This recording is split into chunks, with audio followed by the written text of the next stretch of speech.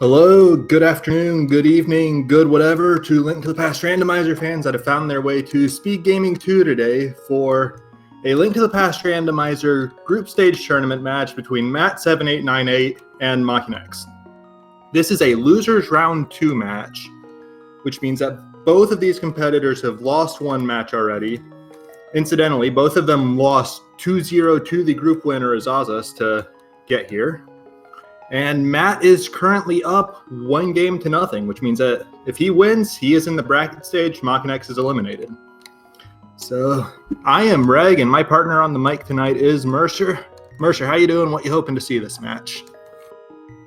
Pretty good. I'm actually, I usually like to root for horrible things because I'm a creature of Twitch chat, much like much of our audience. But I'm rooting for a jet seed. We've had a lot of really gnarly seeds this tournament. I'm kind of in the mood to see something friendly to our runners. Worth noting, this is game 2, so Makinx had the option to change one of several settings. Has not done so, has opted to stick to 7-7 open. Yep, so a totally plain vanilla seed tonight, just like people are probably most used to. And I will definitely agree with you on wanting to see something relatively nice for the runners. We have seen a ton of ice rod hunts and unfortunate last locations and items buried super deep. And frankly, as a viewer, I'd like to see the opposite for once, as we see a semi-vanilla lamp in Link's house.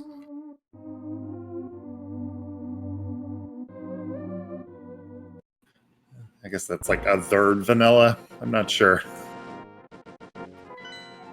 Oh, hey, here's a map check. That's actually 2 pendants in the light world with a green at Hera and a red crystal over at the desert.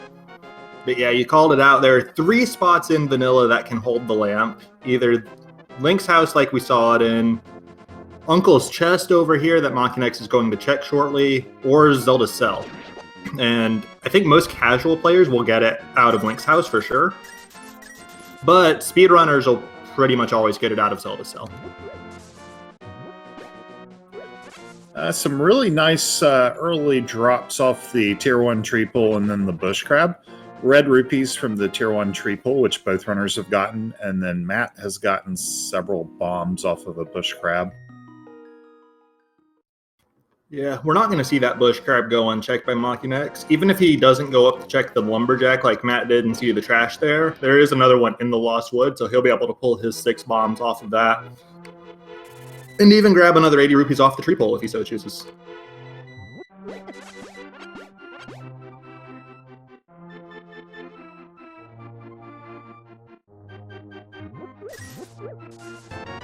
And there's another 100 just sitting there in the Lost Woods. So, well, we don't quite have enough to pay King Zora yet. I'm sure we're not very far from seeing that the way this seed is going so far. All the money.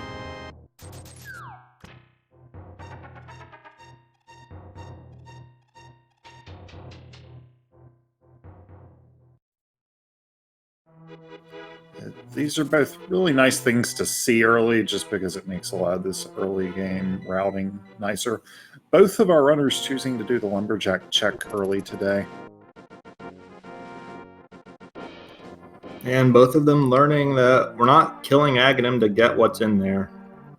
But you're absolutely right. Finding early rupees, early bombs, those two are by far the most constraining things in the first, say, 10 minutes of pretty much any randomizer run, because the game's logic pretty much always assumes you have like 10 bombs and 900 rupees at your disposal. So not actually having those can cause you to have to do some quite silly things.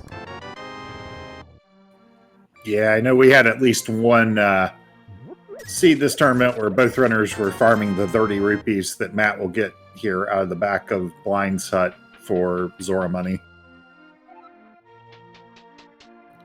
Man, that's just disgusting. Nobody wants to have to do that, especially when there are so many more efficient farming places if you just get a glove.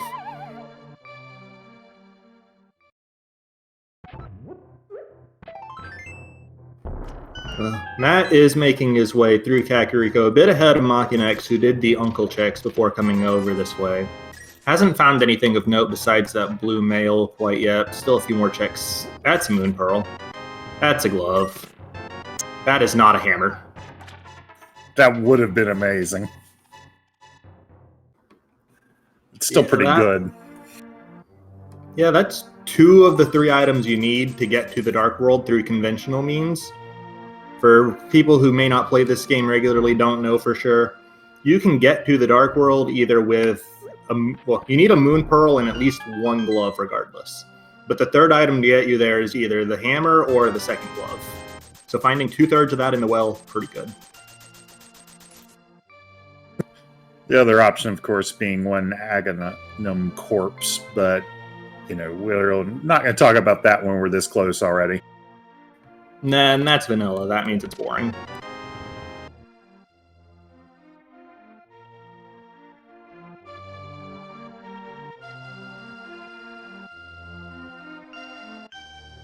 So Matt's done with Kakariko proper. Unfortunately, no bottle means he's leaving that sick kid behind, but 500 rupees means he can go straight to Zora after doing his South Shore checks if he wants. Still gonna either take a peek at the race game or do it blind. I suspect he'll be taking a peek. Yeah, sometimes you see runners do the blind check. That is just a fire shield. That can stay right there the rest of the day. My experience with the blind check versus the peeking is basically how much value did you find in Kakariko? And glove plus pearl, I'd say that's enough value to justify just taking a peek instead of being desperate for progression there.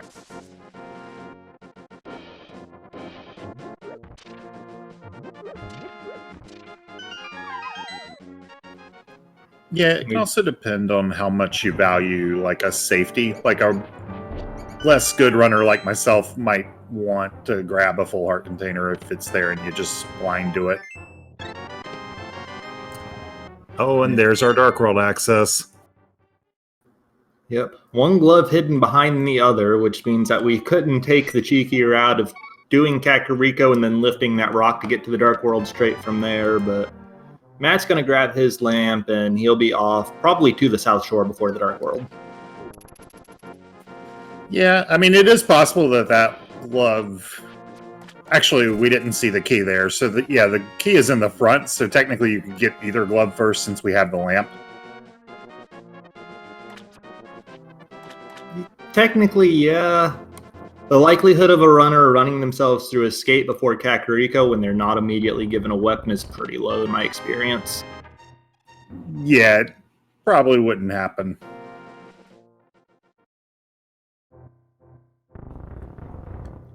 Now, the one thing that this super early Dark World access has taken off the table that I normally like talking about early game is Pendant Eastern Palace plays. I would be surprised to see one of those today, just because of all the locations we've got open less than 7 minutes in, but it's kind of a shame because I really like making and seeing those plays. Yeah, we are going to see some more Light World checks out of Matt, probably because no weapon, 4-heart Dark World is not necessarily the most fun.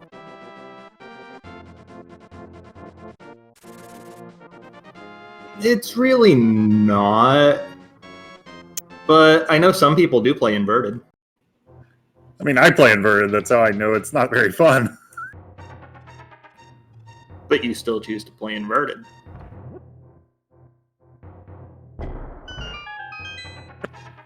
We're actually getting an Agina check here pretty early, and it's Ether, which we might need. We won't know for a while. Yep. With 2 pendants in the Light World, at least one of Mire and Turtle Rock is guaranteed to be a crystal, if not both. So at least a 1 in 3 chance that we're going to need that medallion.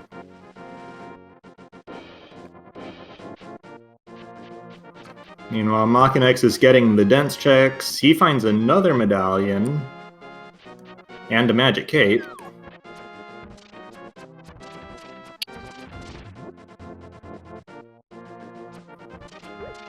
Now, the fun part here is that cape plus the lamp is 2/3 of what we need for Aghanim access, but Makinx has not been to the back castle sewer, so he doesn't know that he's not going to need that, barring absolutely obscene situations.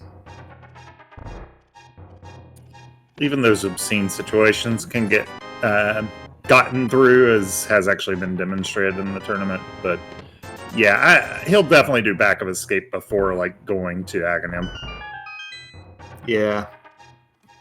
Just don't like seeing even the possibility of putting it on a runner's mind when we know it's not going to be a thing, and it's a pretty dull climb to watch in Rando, honestly. Yeah, it's a little different in Key Sanity or Retro. Flippers in Ice Rod Cave, that's kind of nice. It doesn't look like Matt's going to skip that, so no situation where that gets orphaned. Yeah, Matt definitely going out of his way with that early Agina check to, looks like, try not to orphan any locations, because Agina in particular is a very often orphan location.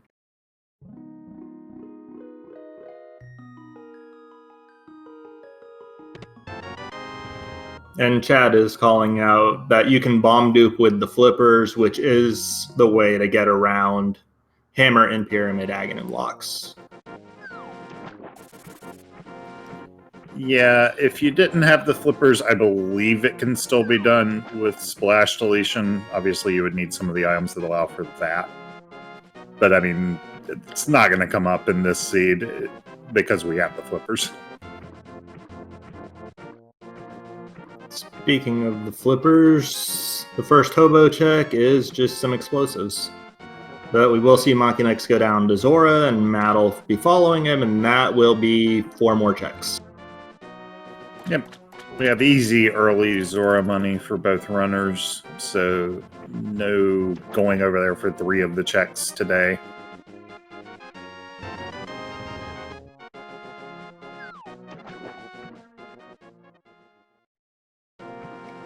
And after this, I sort of have to imagine that Makinx will be getting his mitts out of the back sewers, just because he's going to be saving quitting out of Zora almost certainly, because walking out of there is super slow and doesn't take him anywhere. Although that bow might drag him away from, well, I say that, but you save and quit to the sewers, and then you save and quit to wherever else you were going to go. I can't imagine that'll be very far off for him. The bow is more likely to drag Matt somewhere other than the immediate Village of Outcast checks. Yeah, I mean, if Eastern were a crystal, I would say they'd go there for sure. Given that it's a pendant, we'll see. Yeah. The way I typically characterize that play is that it's one that you either make as soon as possible or you try to never make. And the bow, it does make it a bit more appealing to the tune of 1 potential extra check if there is an item on the boss. As we see Zora, just a bunch of arrows to go with that bow.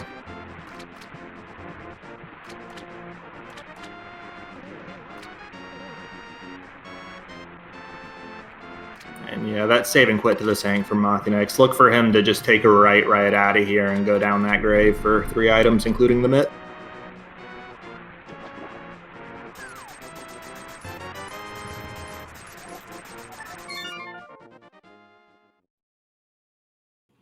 Now, that bow is our only weapon of any kind other than bombs, so... Notably, it is not a weapon that can hurt blind if they choose to go into Thieves Town. If you want to hurt blind, you have to bring either a cane, a sword, or a hammer. Take your pick.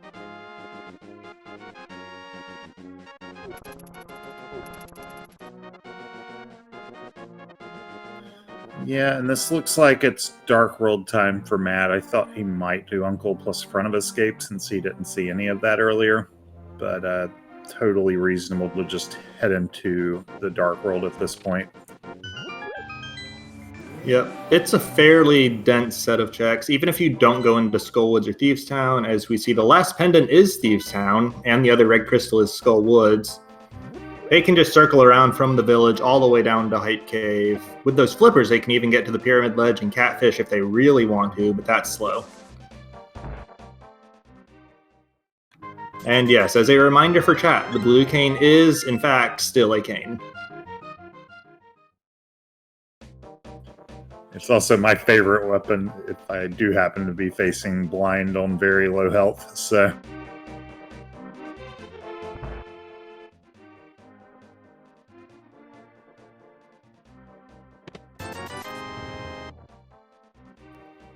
So with Pendant Thieves here, and with nothing in the first couple checks of the village, I would expect Matt to pull this open here and check the front door, which it looks like that's exactly what he's doing. Would be shocked to see a play into the back unless he finds a weapon that can kill blind, or probably more specifically the hammer, between this dungeon being a pendant and having to potentially orphan 2 locations between the big chest and the boss. Yeah, I mean, maybe if the back is like all 4 items in the, worst case Thieves Town layout, but even then I'd be surprised to see it. Makinx did show us the bumper ledge, showed us even more arrows for his bow.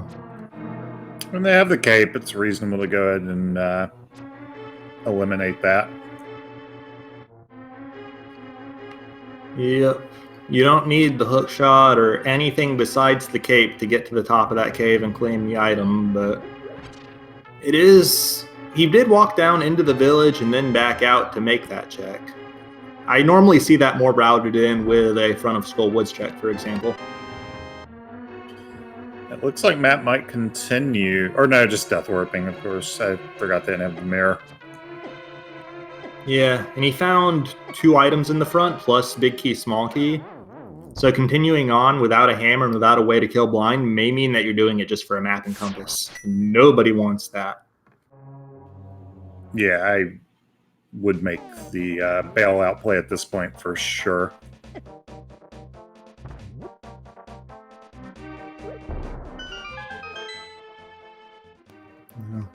Last check in the village area is this bombable hut, brewery, whatever you want to call it, and it's red mail, which, good thing he found that after going into Thieves Town. Yeah, that would have made the Death Warp a little more obnoxious to set up.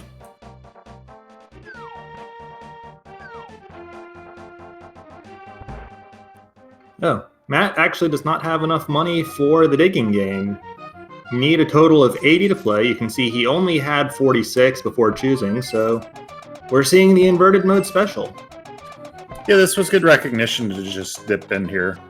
Probably speaks to some inverted seeds in Matt's past, because this is a very common play in that mode. Yep, and with 150 rupees, he'll have 70 after paying the dig game. Chad is calling out Palace of Darkness money. He won't have it, but he'll be in prime shape to dig it up here. I mean, I was about to say he probably would have, but 1 dig bombs. Yeah, I am slightly surprised he didn't keep digging, just because red rupees are not a rare sight there at all. But he still got several checks before pot is on his radar, especially without that hammer, I would imagine. I think you can make a tier 1 tree pull outside of Hype Cave, right? Well, there's half the money he needs anyway. Yeah, those statues might be pullable, but at the same time... Actually, has he killed anything? Because I know you have to kill at least 1 thing to trigger the tree pull, but if you kill more than 4, you get a different tier. I don't think he's killed anything since leaving Thieves Town, and that was a death, which I think resets it. I admit we're reaching the limits of my knowledge of how tree pulls work. I mean, the odds are you just get some source of money here in Hype Cave anyway. Yeah, and it really only matters if you're deciding to go immediately to Palace of Darkness after this, which without the hammer to be able to full clear it, I don't think it's... Oh, never mind. There we go. Palace of Darkness may be the play. Yeah, I was about to say there's 20 rupees in the hammer, which is perfect, but then there was another 300 anyway. Yep, and even if he didn't have the hammer, he could have hypothetically swam around with those flippers, go south here and take the long way, but ain't nobody got time for that when you can just pound the pegs.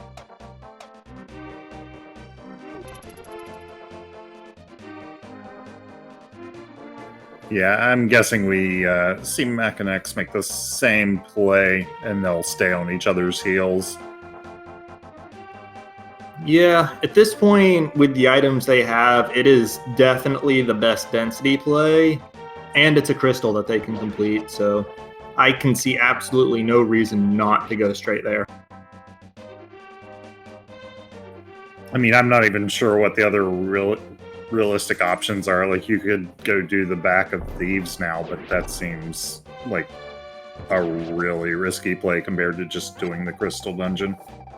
I mean, you've got the front of Skull Woods, you've got Eastern Palace, you've got a couple checks on the west side of Death Mountain, but none of them stack up to Pod when it comes to just sheer availability of items. Yeah, Eastern area is the only one that's close, and maybe you get lucky and find the mirror here in Pod. Meanwhile, Makinx is taking a quick detour. He's going to show us the Pyramid Ledge item, which is a hook shot. Okay, that changes the calculations here a little bit, because that is East Death Mountain access, both light and dark world for Makinx, as well as getting him around to Hera. And he's still ignoring Palace of Darkness. He's going to show us that catfish first. Yeah, I'd be interested to see if he's now thinking about the Death Mountain area. It's a lot of checks. Yeah, and chat saying that you don't skip the pyramid like Matt did for this. I would be actually a bit surprised to see Matt save and quit out of this dungeon when he was done, instead of walking over and just checking pyramid and catfish afterwards. Just because, unless you do get that super bomb, it's sort of the closest you'll ever be. Yeah, I think the thing that would be most likely to draw him out of it might be Flute, but even then, probably we see the check.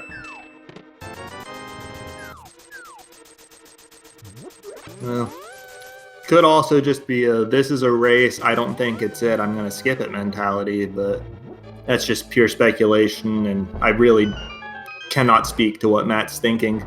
Just that he is making the same play that I would have made when I pulled that hammer out of Pipe Cave. Yeah, also the early Agena and Ice Rod Cave checks from Matt kind of indicate a desire to play it safe. Although, interesting, this is an Eastern area play with that hook shot out of Makinx. I have a feeling he's routing it like this just so he can get the Sahasrara check in, but I would be a bit surprised to see him dip into Eastern Palace proper here. I think he'll just walk down to the portal and go for Palace of Darkness after. Yeah, that would make sense. There's our first bottle, pre-filled with green.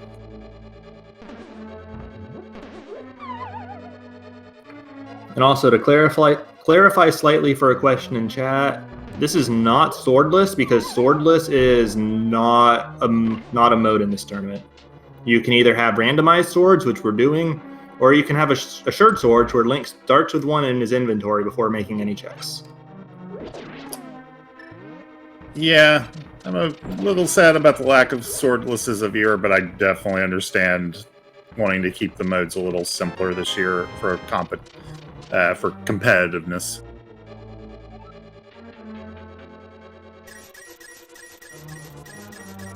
Yeah, it's basically everything that can be toggled has exactly one alternate, so it's either an on or off toggle. And you could have made the case for including swordless instead of assured swords, but assured swords is simpler, I think. It doesn't change the logic at all. Yeah, I would say assured swords is a much smaller change than swordless. Swordless like actively changes like how the medallions work and certain requirements for dungeons.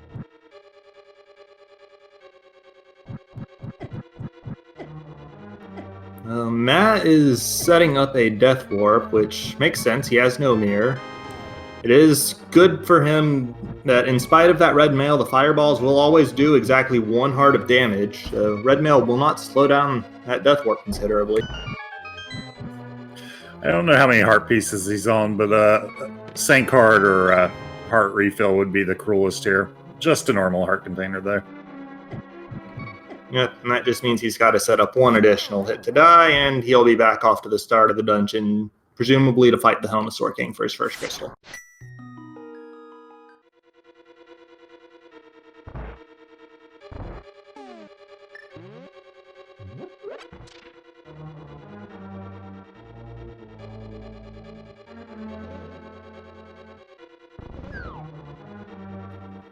Unfortunately, though, I think we've seen both a map and the compass, which means the Helmasaur King should have an item. But that's really the only hope for progression in Palace of Darkness at this point. Other items were all junk. Yeah, you don't necessarily hate that as a runner, though, because this seed basically, is going to lead both of them to full clear pod, and I think they both realize that.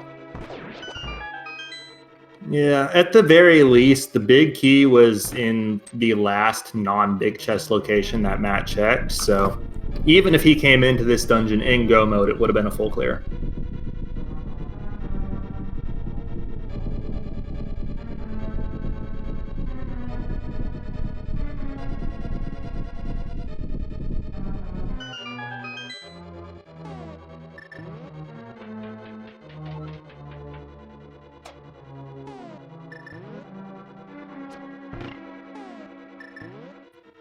So we do see Matt entering the hardest dark room in the game here with the Dark Turtle Room.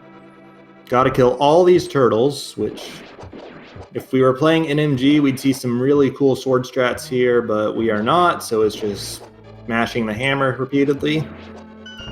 And if he didn't have that lamp from the very first check of the game, that would have been significantly more difficult. Yeah, I still think some of the Aga Tower rooms are harder, but you will see this room dark a lot more in races. Yeah, I guess there's the case to be made for Aga Tower being more difficult because it has those pits that you can fall in that are a total pain. As we see, no sword for Matt means he cannot do the sword extension to extend his hammer's hitbox. Also means he's going to have a very hard time hitting Helmasaur's Jewel once that mask goes away, unless he resorts to the bow, which there it is. Yeah, I think you probably resort to the bow with most times when it's available in this case, which is going to be anytime you're fighting Helma in this vanilla location.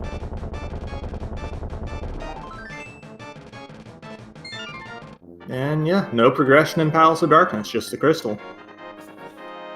Yeah, not going to make a huge difference in terms of the race for the runners against each other, but Matt really does need to get that hook shot off a pyramid ledge. Oh. Ooh, that's not quite what I was expecting, but that is the save and quit, which means he's not making his way directly to the pyramid. Let's see where he goes. Yeah, I'm interested to see what direction he heads. This is escape. We have not seen the three checks in front of escape or dark cross. One of them's definitely the key. I don't think we've seen the map either, have we? I'm not 100% sure. I don't remember what was in the sanctuary chest at the start of the game. That was 20 rupees. I remember that because I remembered one runner had more rupees for the other, or more rupees than the other for a little while. Okay, then yeah, only going to be 2 new items then.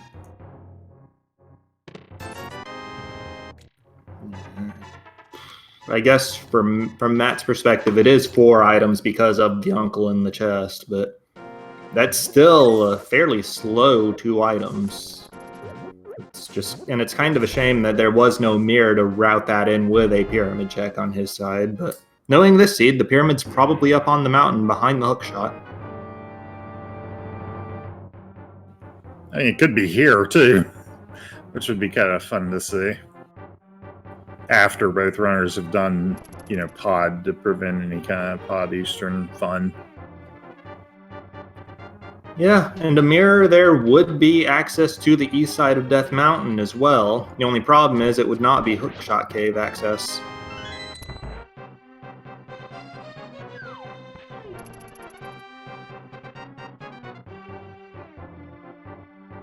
And to clarify a question in chat, Makinx chose not to change any settings for Game 2. So these are your typical Game 1 settings, even though it is Game 2.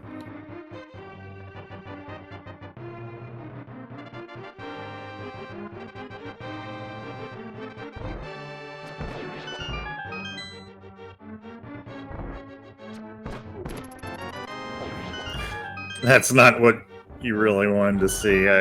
You're gonna...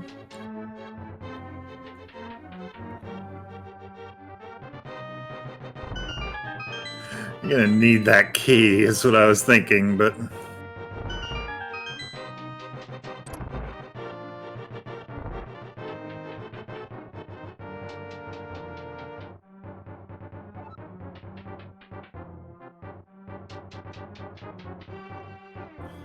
So he's rooting to just get something useful here.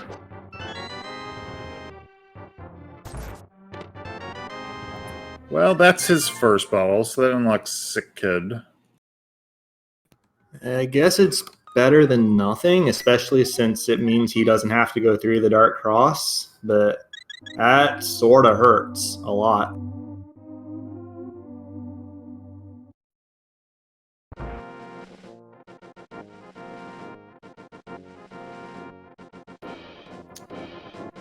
Yeah, I'm not sure where Ollie goes next. I'm guessing it's like Sick Kid check plus front of Skull Woods. Maybe plus Bumper Ledge. It's looking like the mountain to me, which he'll get a save and quit point, but aside from that, it's only going to be the old man and inside Spec Rock for what he can grab. Yeah, barring like a vanilla mirror or something. Well, if there's nothing here, then his options get pretty well restricted, just to like Skullwoods, Thieves Town, Pyramid Catfish.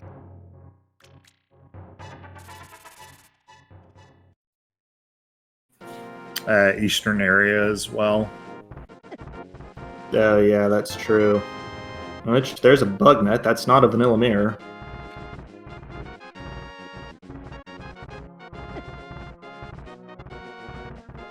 Meanwhile, on Makinx's side, he did get that Helmasaur crystal after a fairly clean fight, and no doubt in my mind, he's on his way up to the mountain as well, but he's got so much more access with just that hook shot. Yeah, I'm not sure of the exact item count offhand, but I think he's got access to something like 17 total checks, more than Matt will.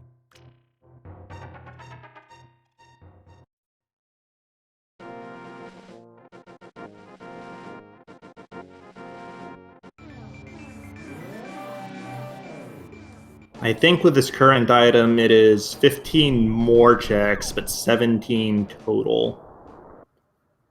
18 total if you choose to do Spike Cave like Matt's doing. Yeah.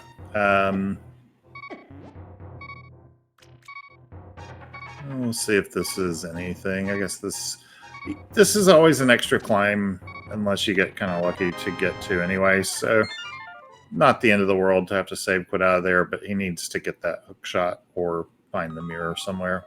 Probably better if he finds the hook shot, given that he'll need that for Swamp eventually. Yeah. We'll need the mirror to get into the front door of Swamp, but definitely more reassuring to have the hook shot first, just so there's absolutely no risk you'll even consider Swamp Palace without it. Yeah, but also just the more his options get restricted, the easier it'll be for him to get over to that pyramid. Absolutely.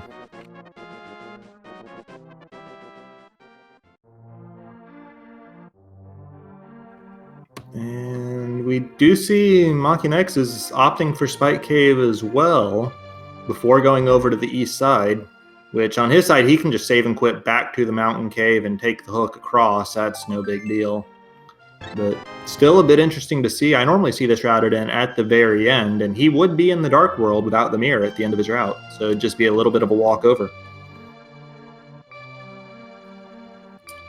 Yeah, I am actually kind of interested. It probably just the answer to this question depends on what he finds up here, but if he does that Tower of Hero with the green pendant.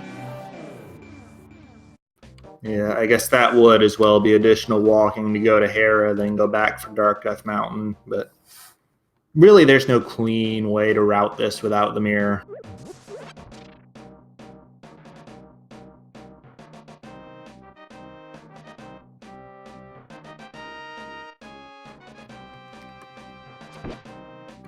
And we do see Matt taking a front of Skull Woods diff with his options increasingly dwindling here. It's worth noting that even if he finds a vanilla or French vanilla fire rod in this dungeon, he cannot beat it without additionally finding a sword. Yeah, that's one of those differences we were mentioning earlier between an actually swordless seed and the vanilla or the normal randomizer.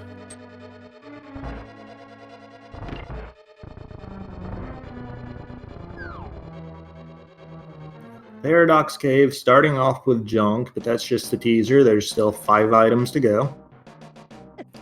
That green rupee is not terribly interesting to you.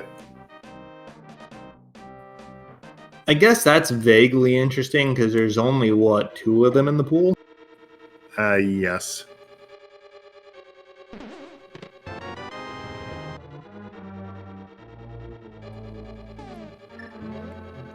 I mean, magic powder was as interesting as Paradox got.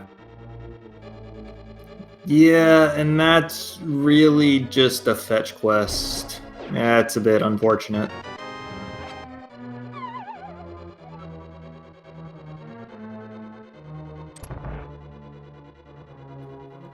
Matt choosing to take his key to the pinball room first. Let's see what he finds here. It is an item. So actually, unless there was a small key on the left side there, that was the play. Now he can drop into the left side and guarantee that he won't get locked out, though.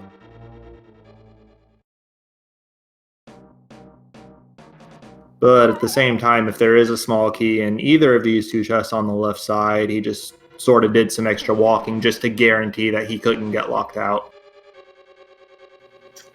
Yeah, I think it's fine. I'm pretty sure there'll be a small key. There's one.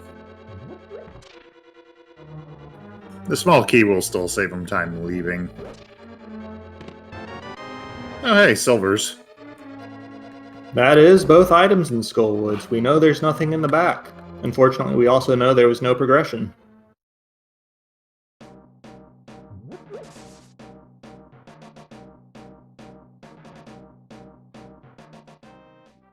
So Tower of Hera on Makinx's side, that is a big key, which means no need to see the basement yet. Hopefully no need to see the basement, period, but we'll see.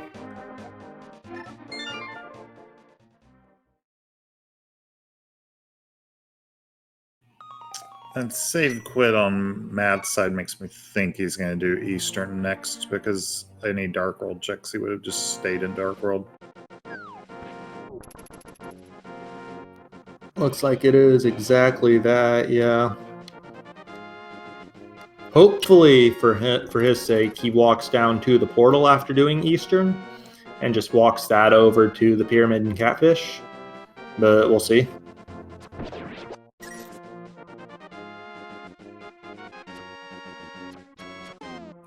Yeah, we haven't seen the checks inside of Eastern yet. It's possible there's something there that would take him another direction, but if there's nothing, then I think we probably will see that play.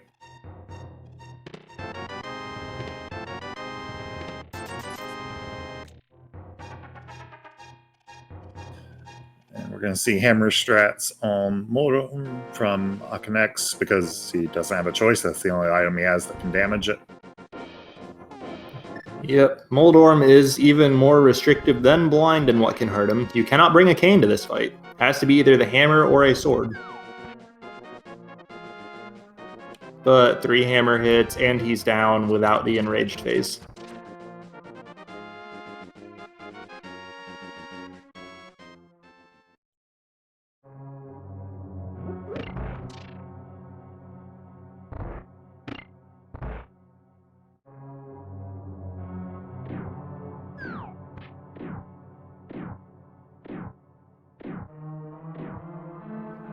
Now with that green pendant in hand, think Makinx is going to do Spiral Cave probably, because he didn't do that yet, and then he'll just take the Dark World portal for those checks.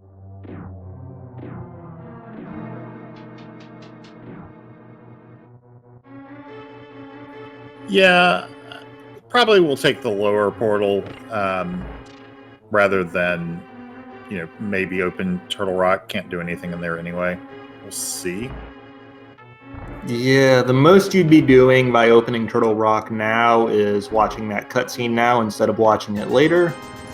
I'm not even sure it qualifies as a time save to do that now. I mean, you can construct a world where, you get the items needed for Turtle Rock up on Dark Death Mountain, but it's kind of unlikely. Yeah, and actually it looks like that is what Makinx is going for, just on that off chance that Quake opens Turtle Rock, because once he jumps down, he can't get back up.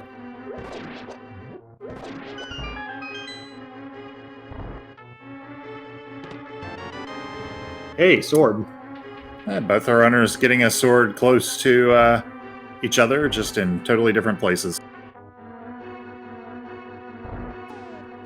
Yep. Now the real interesting piece is we know Matt's not going to miss that sword in Spiral Cave. There's practically no chance of it. But if there's nothing else in Eastern, it is conceivable that Makinx could just never make that play. And it is Quake for Turtle Rock, so Makinx can at least open it.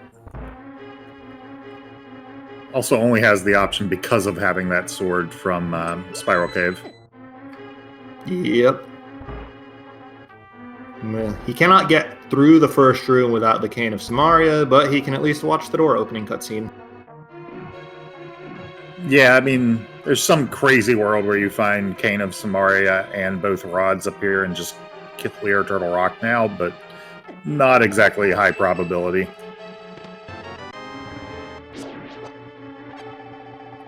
Yeah, finding 3 items in 5 pulls, 3 items in 4 pulls, it ain't happening, friend. There's our other single rupee, though.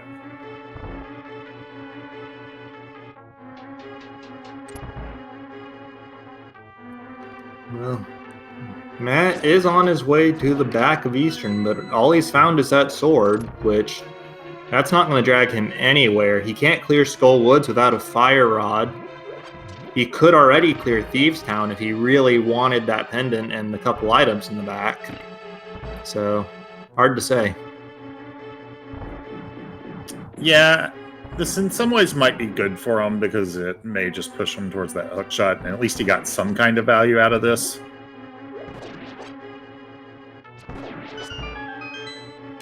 Yep.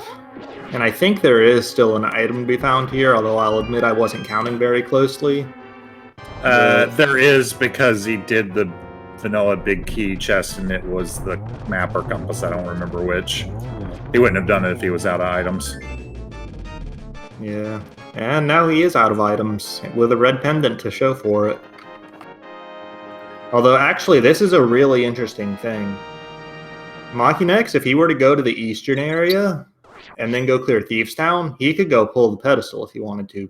Not quite right now, but as soon as he clears those dungeons, and they are both totally clearable for him. So this eastern play may have been the play anyways, just because of how many items we still need, even though that's a low % shot. Yeah, and a trip over towards Eastern, Makinx has already gotten Sahasrara's closet, but just got the green pendant up on Death Mountain, so... Yep. And Matt is taking this Dark World portal. The only places he can take it are the Pyramid and Catfish, so he won't be missing that hook shot for long. Yeah, we'll see if he bails out upon getting that without doing Catfish or not. Well, Catfish was junk either way, so not going to be the end of the world if he skips it at least. It would actually be pretty good for him if he skips it. Saves close to a minute, I think. Yeah, only saves that time if he never gets desperate and goes back, though. True.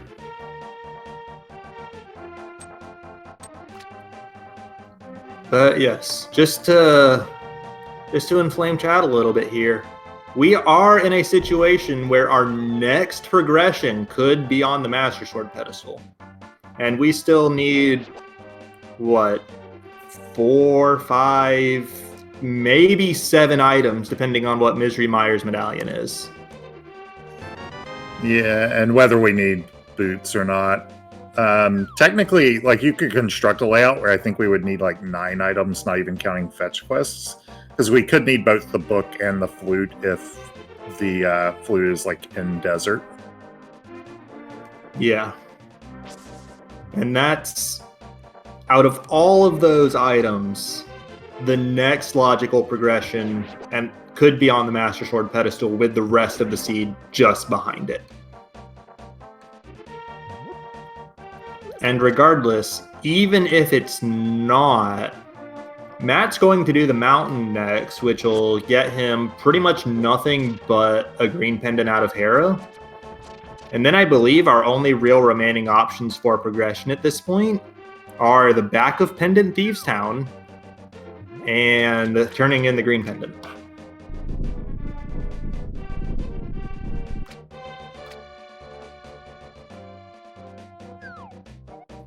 Yeah, because we can't even get into ice. Yeah, I can't think of anywhere else either.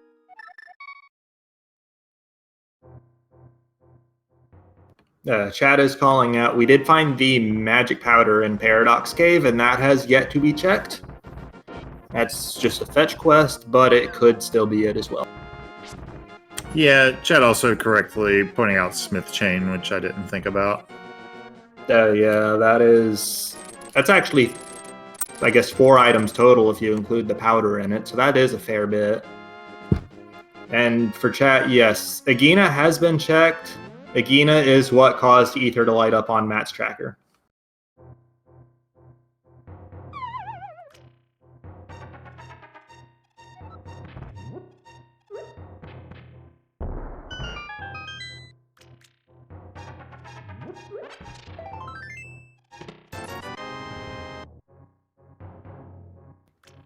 But regardless, the next play for Matt after he finishes the mountain almost certainly has to be the Village of Outcast area. Whether that is the Smith's Chain, whether that is the Powder or Thieves Town. I don't think he's got anything left once he finishes the mountain, besides that pendant turn-in.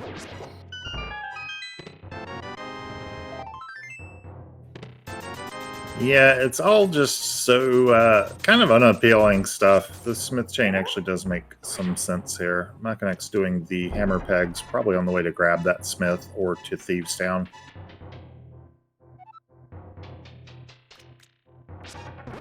That's our entrance into ice. Okay, yeah, that does take us away from the back of Thieves Town, as Makinx takes a sec to decide if he really wants to make that play.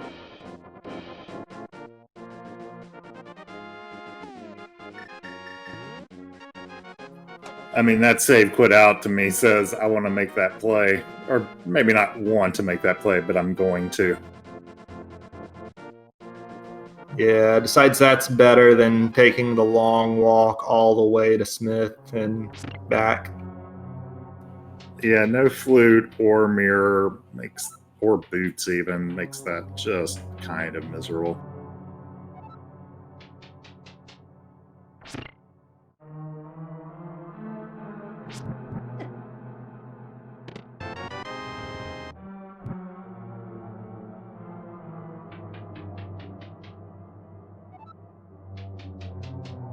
Well, now we get to watch the world's slowest ice palace, in which you have to use Bombos just to kill Freeze Horse. Yeah, I think this is about the worst set of items I would want to go in there with that I'd be able to clear. I mean, at least you have the hook shot, but... Also, somebody in chat is calling out that Matt is making the Hera play before the rest of Death Mountain. It's worth noting, Matt did check Paradox Cave, and without the mirror, he would have to save and quit when he finished checking the Dark World. If he wants to check Hera, he needs to do it now. Then he'll go back and do Spiral Cave and take the Dark World portal from there. So this is the correct way of doing things if Matt wants to visit Hera. Yeah, it's also the same route that Makinx took. And yes, Makinx should have a green potion here because the bottle. Where was that bottle? I'm trying to remember. Shrala's closet. He does still have the green potion. I saw it in his inventory a moment ago. Yes. It's not like super useful though. There's no fire rod for the cold stare fight, and you know, hammer is going to be the weapon of choice. Fighter sword spins don't sound like a lot of fun, so you're not even going to cape. Yeah, it's more of just an on the off chance he finds a sword or a fire rod in here, because he's still got a fair few checks. It is possible that cold stare will be out of logic. Makinx will definitely do it, but if cold stare has a small key, then King of Samaria is logically required to complete the dungeon. Yeah, but with both Ice Palace and Mire being crystals, and Ice Palace not being a 5/6 crystal, that is functionally meaningless here.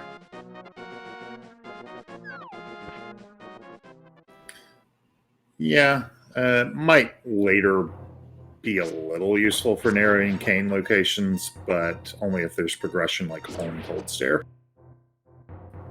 Well, if there's progression on Cold Stare, that means that there's not a small key on Cold Stare unless he wasn't cane locked. You're right. You're right. Ignore me.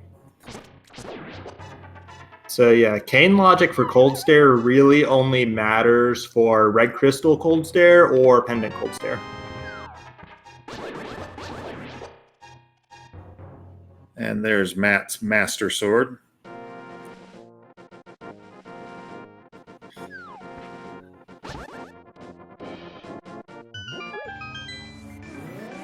And we are starting to get into the meat of Ice Palace here. These 3 chests on the right are the most dense part of the dungeon check-wise, but that red rupee is functionally nothing.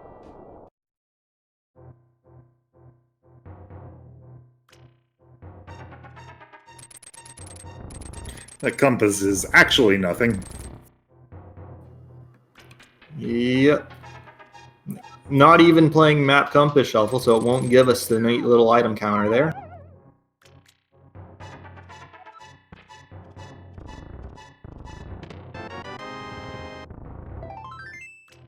And there's a big key. Do you remember what we got in the Pengator chest at the very start of the dungeon? I want to say it was just arrows, but I'm not 100% sure. Yeah, I think it was a trash item, so I think we've only got 1 item left.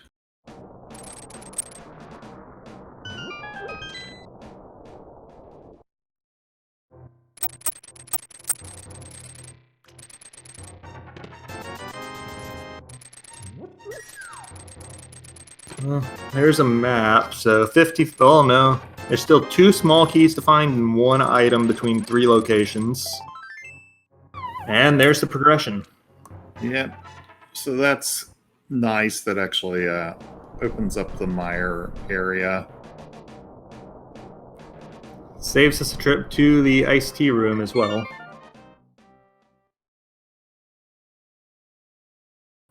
But now we're seeing a fight where the only real saving grace is that Makinx actually has a red mail, so Cold Stare won't hurt that badly.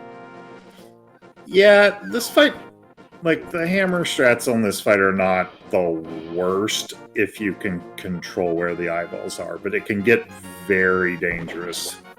The red mail will help a lot with that. On Matt's side here, we are seeing him immediately go turn in that green pendant after he finished his mountain checks, so let's see if that's another avenue to progression for him.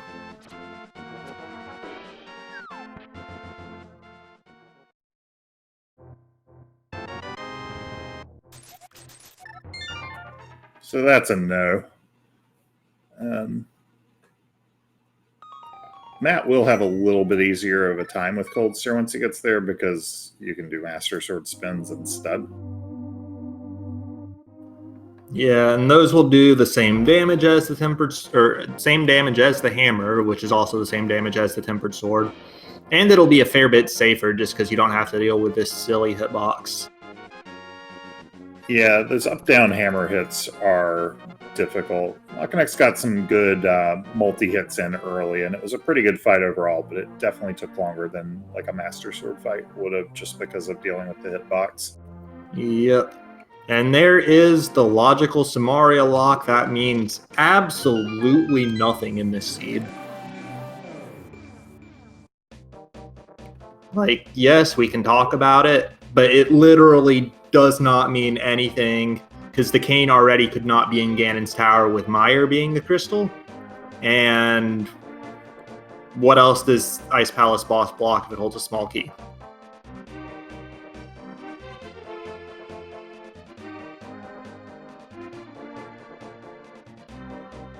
Actually, chat's saying that it means the Cane's not in Meyer. Does that have to do with where the big key was located, with the flute being in the big chest, or is that just Ice Palace key logic is a mess?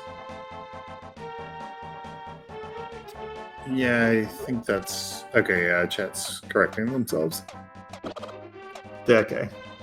So yes, the Meyer or the Ice Palace Cane lock here means literally nothing. And to answer chat, there was only a heart piece on the Lumberjack, so we're not seeing Aghanim.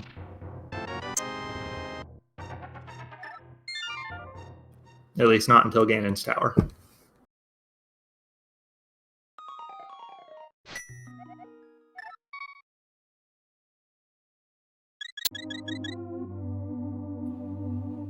And Matt's gonna finish up with the Smith chain a little further before heading towards ice.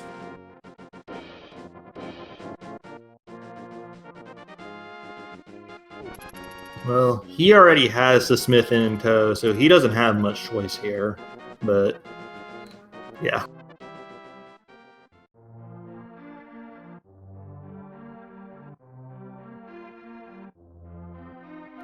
Also, that was an ether requirement to enter Misery Mire, so Makinx will have to find his way to that Agena cave at some point. Flute makes that not a bad check, but until he finds a book or a mirror, it is still just a one-off. Also, barring Fire Rod being in a few very specific locations at this point, that likely means this is the rare all three medallions required seed.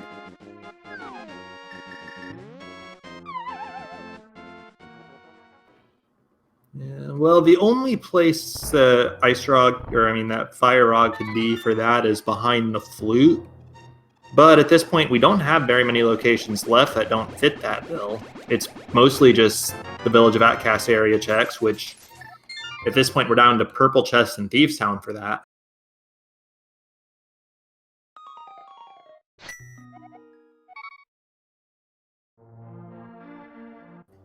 So where to for Makinx? Oh, is this the Agena play from him? I did say Flute made this a fairly reasonable check, even though it was a one-off. Yep, and that'll give him access to it. Can't clear Meyer, but needs the red cane for that. The question will become, does he choose the potentially 2 items in Misery Mire over the guaranteed 2 items in Thieves Town, or the guaranteed 3 items in Eastern Palace?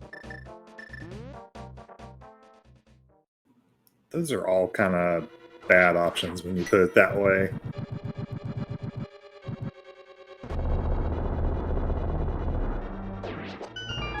Yeah. And then the other question will be, what does Matt do once he finishes Ice Palace here, gets his flute, and checks the Meyer shed? Does he go right into Meyer, or does he play something else?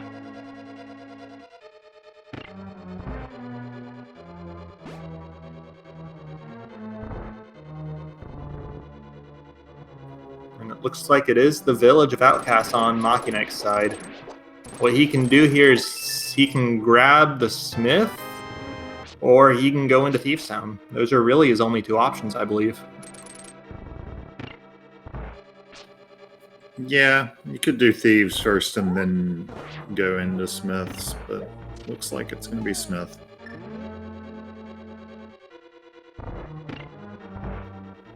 Yep. He did hard bail on starting that chain as soon as he found the bombos under the hammer pegs. So, guess this is on his mind still. Yeah, and that flute he found in ice makes it less obnoxious without the mirror. It's still pretty high on the obnoxiousness scale. Yeah, just because you've got to save and quit twice. Once after grabbing the smith, once after grabbing the purple chest, and save and quits are slow.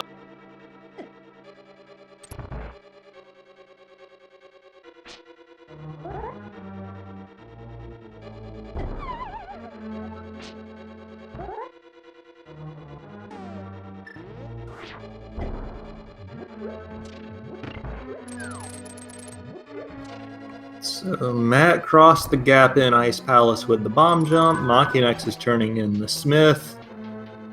We know that we're at least a good 40 seconds to a minute away from the progression on either side, and frankly, that assumes that purple chest has the progression. Actually, Makinx has to check the magic bat too, so we're still a while away from a new check on his side, and that would be presumably the purple chest.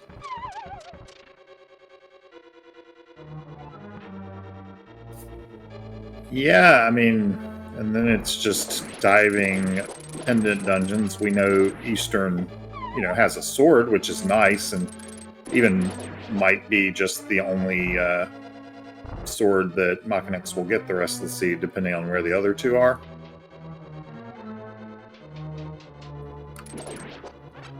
Considering the likelihood that we're looking at back of Thieves Town for progression at this point, because it's really a 50-50 between... it is going to look like the Meyer for Makinx here. Like, at best, I think that's a 50-50 for progression between that or Thieves Town. It's potentially the same number of checks, with Meyer potentially having an item on the boss to reduce the value. But here's the play. Yeah, I think it's a pretty tight decision. If the progression ends up being in here, it could lead to a pretty nice lead if Matt makes any other play, especially if the progression is the cane itself.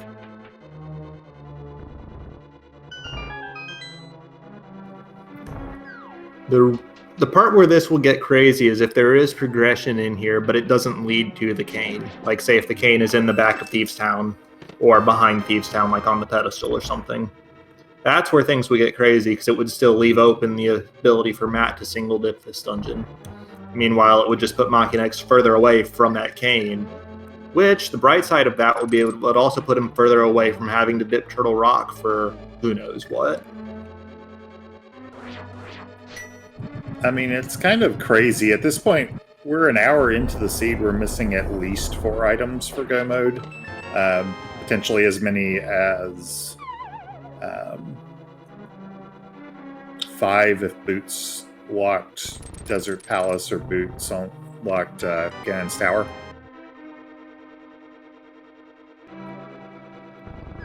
Yeah, and I believe that the Ganon's Tower boots lock is 1 in 22, but I believe the Desert Palace boots lock is statistically, or at least logically, a 50-50. But small key locks can be gotten around if the big key is in the other available chest. There's one of our items at a Meyer, just more health.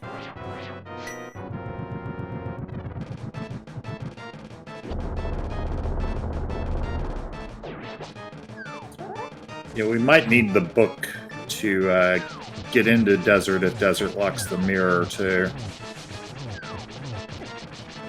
Yeah, if the mirror is available, then I would only call the book a fetch quest.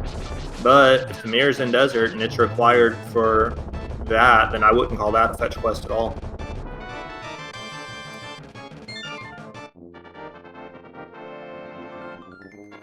And that is Cold Stare down for Matt. That's 2 crystals, 2 pendants for him. But where does he go next? Meyer Shed is the obvious location, so it's really more where does he go after that?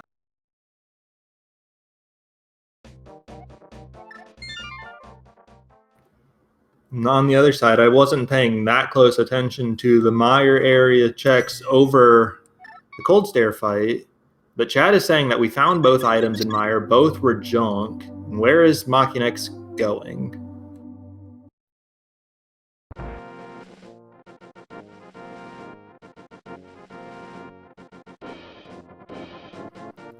Makinx did pick up a small key out of the one Firelock chest.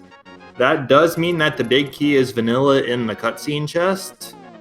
So, not sure if he's got the key logic completely committed to memory or if he's just looking for small keys for other purposes.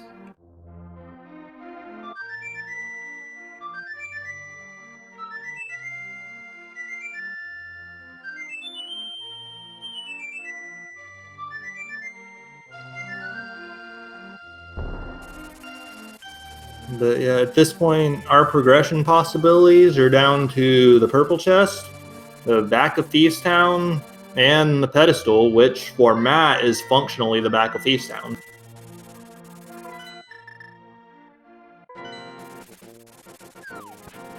Although Matt does still have the Meyer checks he can do first. Yeah, he takes a quick peek at the desert ledge, even though he can't get there yet, but it's just a big 20. Yeah, but having that information to know that you've got to make a quick rush back as soon as you find the book or the mirror is valuable.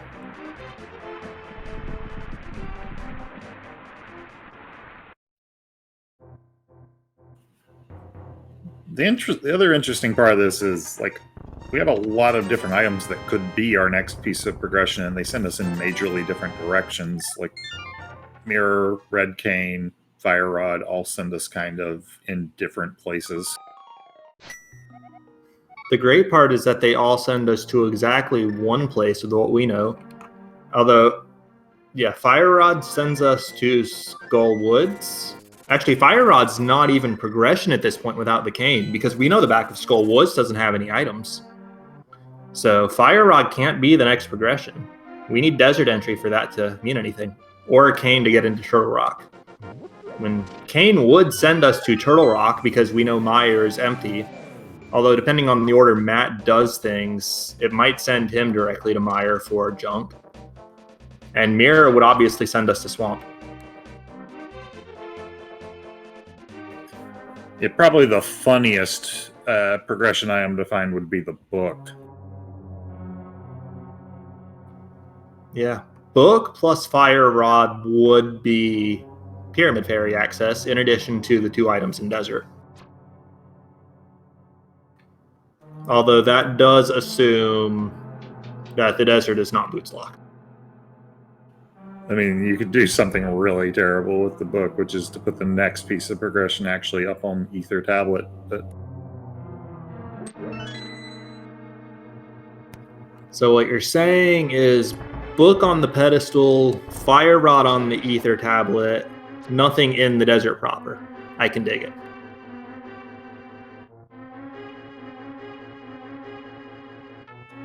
And yeah, to answer chat, both runners, I think, do have a check or two that the other runner has not done. Makinx is covering one of those right now.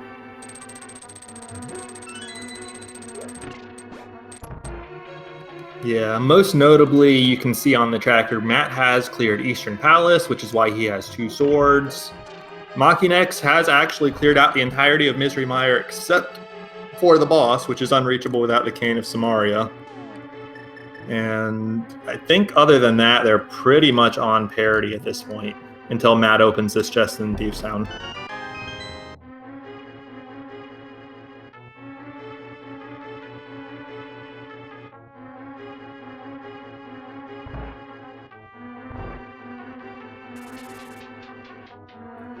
And here's the Eastern play from Makinx, so we'll get the Master Sword out of here. Yeah, and I mean, it's nice to have, and if this does turn out to be pedestal, that'll be a pendant for him towards it. But at the same time, we know that that sword is it in the dungeon itself.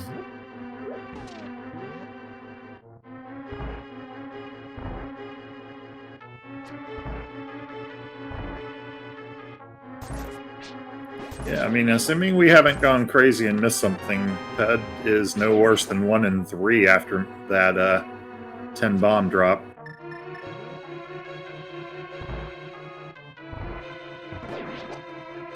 Yep, we've got 1 more item in Thieves Town, we've got a purple chest, and we've got a Ped. That's it.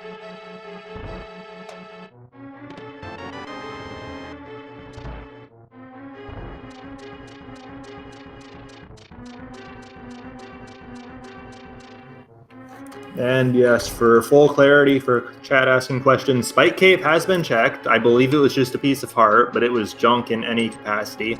And Blind does have the last item in Thieves Town.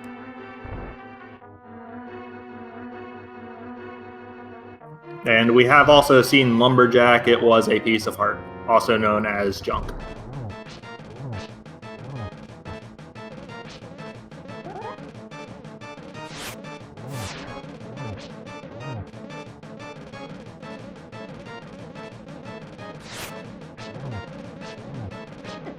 Also, Chad is saying straight to pet if Blind doesn't have the progression. But what you do here is you grab the purple chest, which that's the cane. That is actually, if that is the progression, that means we're going into Fire Rodless Turtle Rock to find the progression here. Yeah, but that is the third pendant. I think there's a... Oh yeah, if I'm Matt here, I go grab the purple chest, turn it in, and then pull Ped regardless of what's on the purple chest. But that does significantly reduce the chances that Ped is progression from like 50-50 to something less.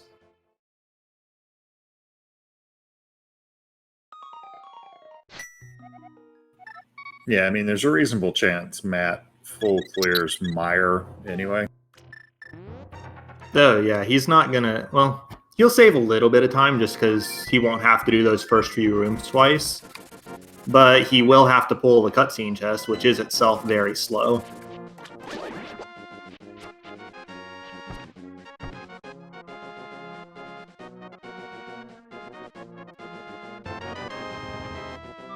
Not progression, but still very nice. I mean, that was definitely worth the time. Yep, and then we are going to see the pull from Matt here.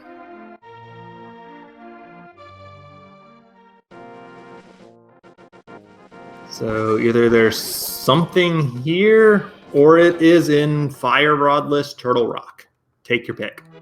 Could also be both. I'm rooting so hard for this to be Ice Rod. Though this being Ice Rod would be the dream because the progression is in Turtle Rock and it guarantees you'll have it going in. Like, right, this is the best case scenario. It'd be very good for him if this was Ice Rod. I did a little dance there for chat.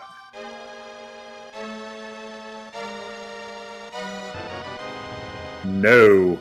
3 bombs. I'm not mad. I am absolutely not mad. I'm just very disappointed.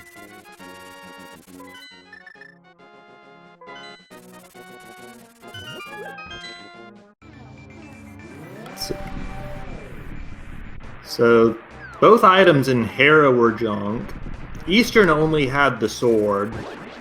So that means the only actually required pendant here was Thieves Town, but the other two were also very reasonable plays to make, especially at the time they were made. I mean, even after this Meyer is clear, I would make those plays before I like voluntarily go into Fire Rodless Turtle Rock when I'm not already on the mountain. Exactly. Like, I would not be surprised to... Well, I guess Makinx already has 2 pendants, but if he had skipped Eastern, I wouldn't be surprised to see him pull Ped before going up to Turtle Rock still, after getting that cane off blind.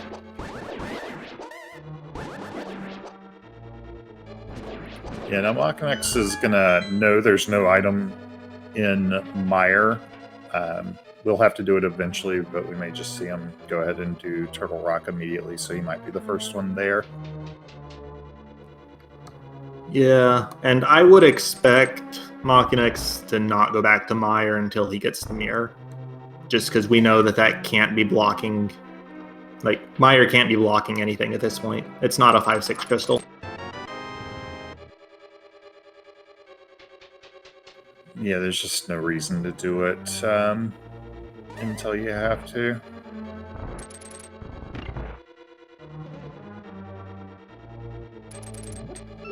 So I guess the most interesting thing we'll see in the next few minutes here is whether Matt knows Misery Mire key logic. I mentioned it before, but there was a small key in the Northern Firelock chest. which does 100% hard guarantee that the big key is vanilla. And we saw Makinx do a few other checks before grabbing that big key and saving and quitting out, even though he'd already found both items. So we'll see how it goes for Matt here.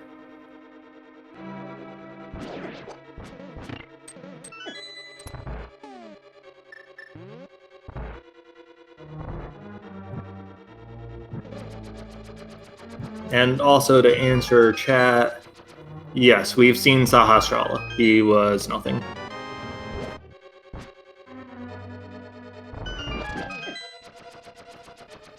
Either he knows the logic or just prefers to do the cutscene chest before some of those other checks anyway, but I'm guessing he knows the logic. Yep. And this is the only place in Misery Mire that key logic really matters. So if you're looking to get into racing this randomizer, or even just for your own casual play to make routing Mire a little bit smoother, commit this one to memory, friends. It's good to know.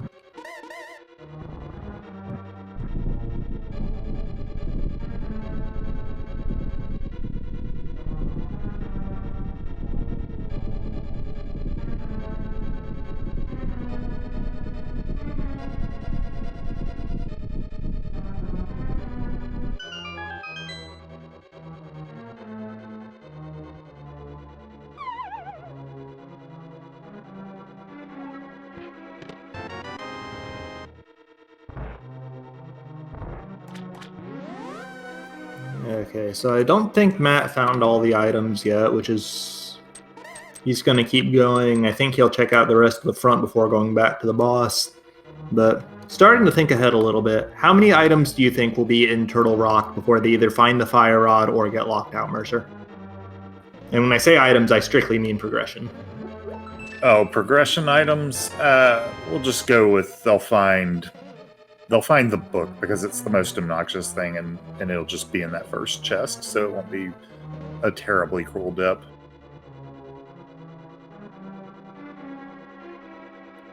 Alright, that sounds good. That would be their Desert Palace access, and they would have to be able to get something out of it, whether that's because the dungeon is not boots locked or because there's progression outside of the torch. And we're probably not that far from seeing the dip. Makinx is almost certainly going to pick up the purple chest and pull head the same way Matt did, but as we discussed earlier, he's got no reason to go back to Misery Mire.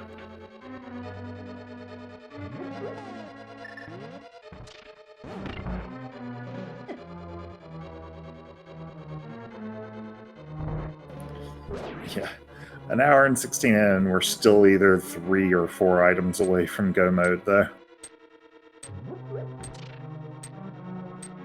Yeah, it's more than a little bit painful. But unlike your typical 40-minute Ice Rod hunt seeds, this has at least been an interesting kind of painful. Not just full worlds open, you need one item, go. That's true. By the time we get to the Ice Rod hunt portion of the seed, there won't be that many locations left.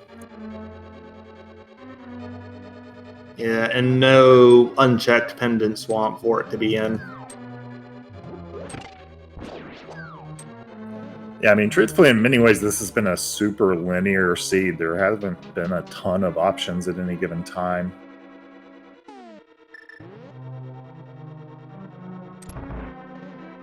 It looks like Makinx actually is making the play back to clear Mire.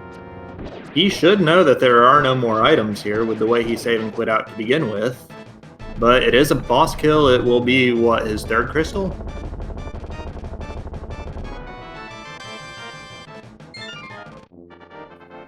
Yes, third.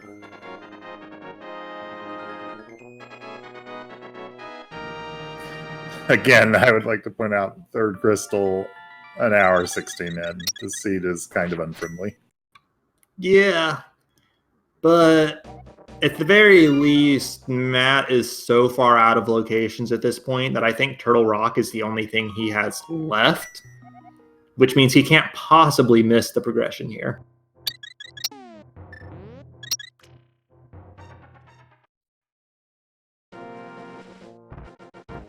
Also, chat's asking which of us wanted a jet seed. You're the one that initially said it, but the answer was certainly both of us.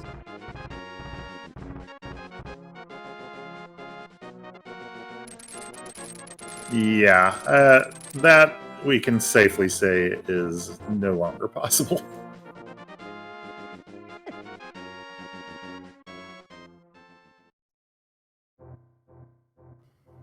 Well, it is going to be the Turtle Rock play for Matt. As soon as he gets up, opens the portal, watches the cutscene to open the dungeon and whatnot, which gonna take some time, unfortunately. That cutscene is not fast.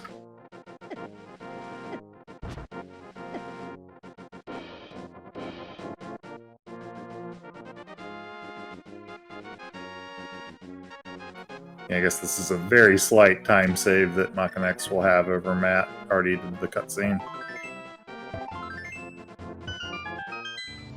I mean, you can call it a time save, but you can also just look at it as he did it earlier, so he's had to spend the time earlier.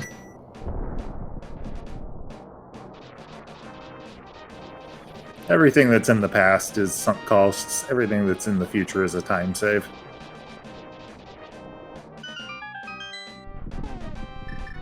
Definitely an optimistic way of looking at it.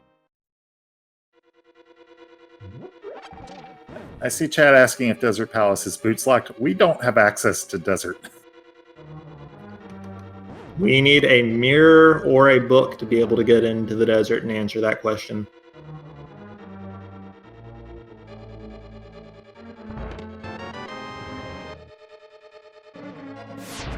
Okay, small key lets us into the Chain Chomp room.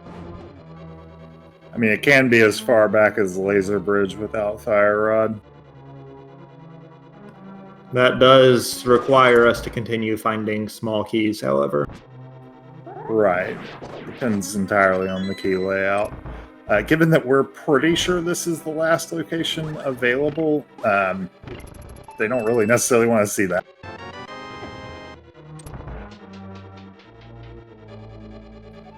I was about to say that if the progression they found was the mirror, they could attempt some safety door shenanigans. But if the progression they find is the mirror, then the progression is in a mirror spot, which would cost them their portal. So no, can't even do that.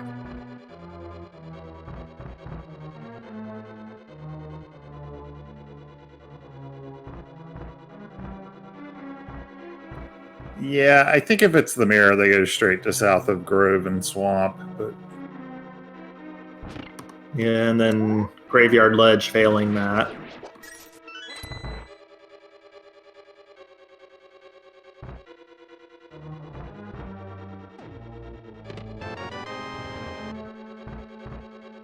Yeah, and there's a big key, so big key did have to be there with the checks we've seen so far. That was the last possible location for it. But it does mean we are one small key away from being able to reach Laser Bridge, and we do have two chests it can be in. We got the big chest, and we got the Crystal Roller chest.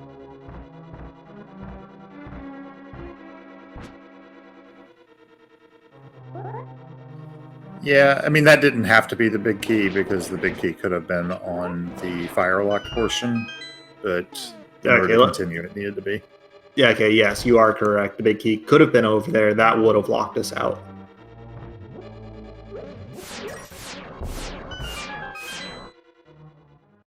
Meanwhile, we do see Makinx get his bombs off the pedestal.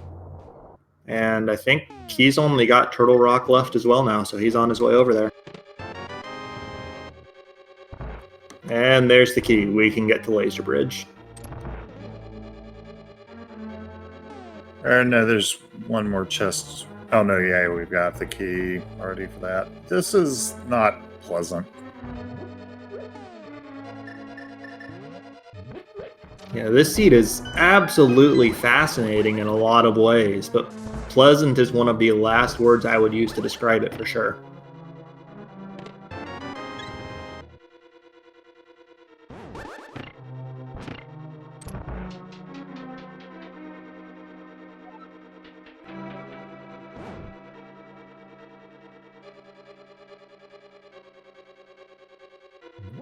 So 4 chests, we haven't seen a map, we haven't seen a compass.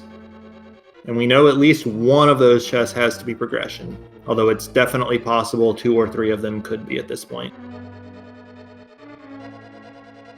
And To answer chat, if you find the mirror, you absolutely go back for Mimic Cave at this point. You do not orphan that location. There is no way you do that. And there that is. Of course, you don't do it until you've seen the other chests, like for that ice rod. Actually, the interesting question would be is if you find the fire rod here too. You still obviously go back, but that would be a bit of a conundrum right there. Well, we can't find the... Yeah, we get the small key. We can't, after getting that compass, continue without going back if we were to find the fire rod. But hey, ice rod on laser bridge. Who would have thought it?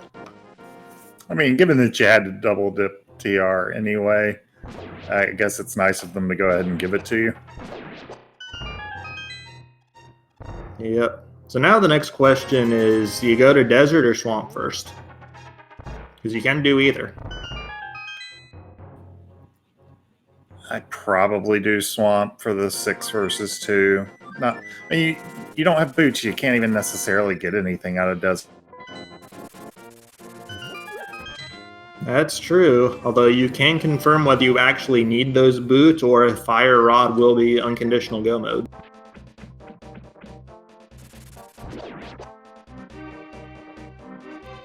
And chat's fairly divided on it as well, which means that there is definitely the case to be made either way.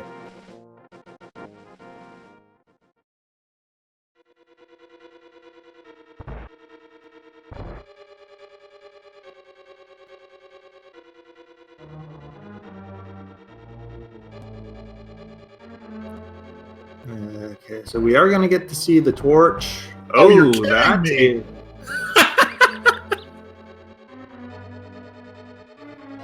I'm out of words for how silly this has gotten. So, desert is not boots locked, but boots are required. The good news is that while desert is a 5-6 crystal, the other 5-6 crystal is Skull Woods. This means no boots at Pyramid Fairy. It also means that boots are an unconditional go mode for Matt at this point. As soon as he finds those, he knows. He is absolutely in go mode.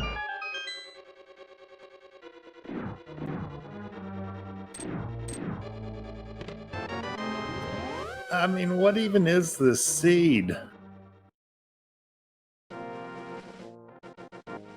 Yeah. Who genned this seed?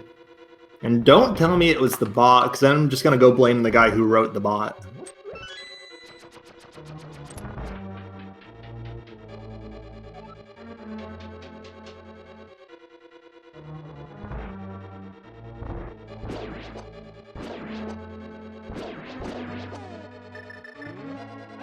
Yeah, chat knows who to call out for this seed.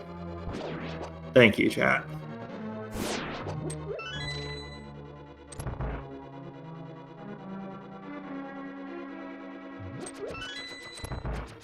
And now Matt is opting to go to the land molas instead of checking the big chest first. He already knows one of the 2 items in desert's on the torch, so this is a totally reasonable play to try to save himself from walking to that big chest, if Flame Molas does happen to drop the item.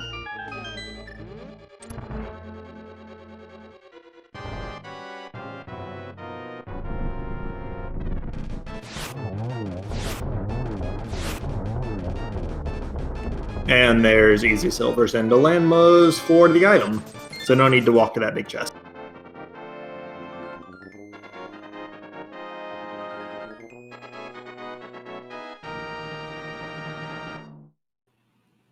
So Makinx about to get his progression.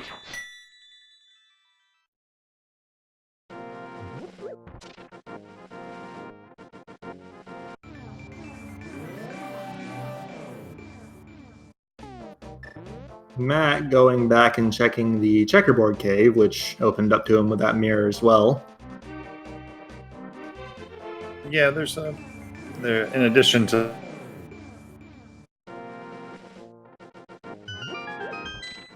there's also graveyard ledge. Here they are. This is go mode for Matt at 1 hour, 28 and 8 seconds. technically he doesn't have the fire rod, but he knows exactly where it is. He's not making any unnecessary checks at this point.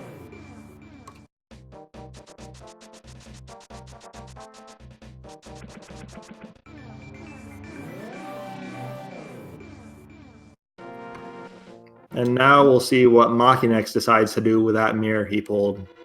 Swamp Palace is, as you said earlier, it's the density play, it's the value play, but we know it's not the right one. Yeah, he would have been able to gain a little bit of time by going to checkerboard first, but this is going to put him behind. Yeah, like if he had checked checkerboard first, then I think this seed would be in the realm of GT routing being a potential factor alongside execution, even though Matt would still have a definite advantage. But with Makinx going into Swamp Palace, even if he skips the left side, he's going to lose a fair bit of time here over Matt getting to just straight up go mode it.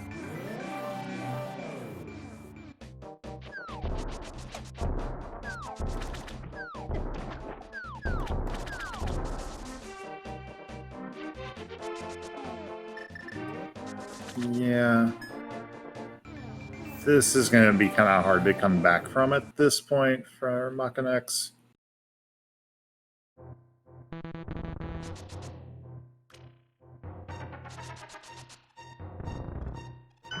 Yeah, we're to the point where it's absolutely like it would take a hell of a lot for Makinx to be able to overcome this play, which is a shame because even though we know it's not the play that pays out, it's absolutely it's statistically the correct play just from the number of items available.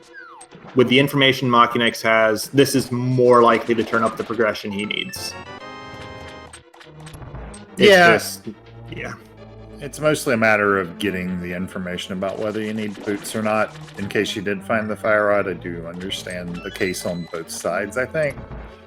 So I totally respect doing Swamp first, and I think it's actually what I would have ended up doing.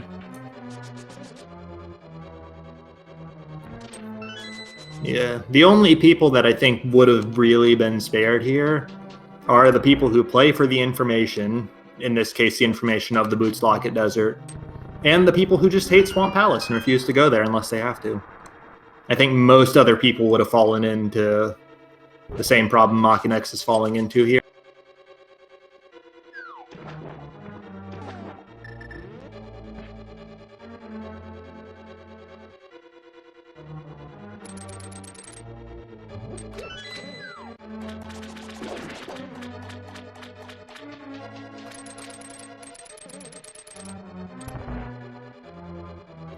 And you can see here, these two, they entered the dungeon about the same time, but Makinx is having to go down to check this chest.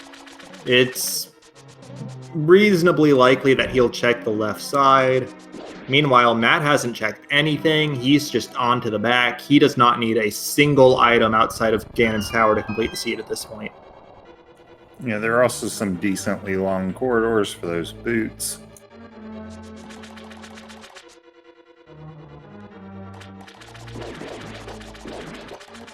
Yeah, like you can see, Matt not even checking that 3-second waterfall chest right there. That chest literally takes like 3 or 4 seconds out of your way to check, and he's not even checking that. That's how go mode he is right now.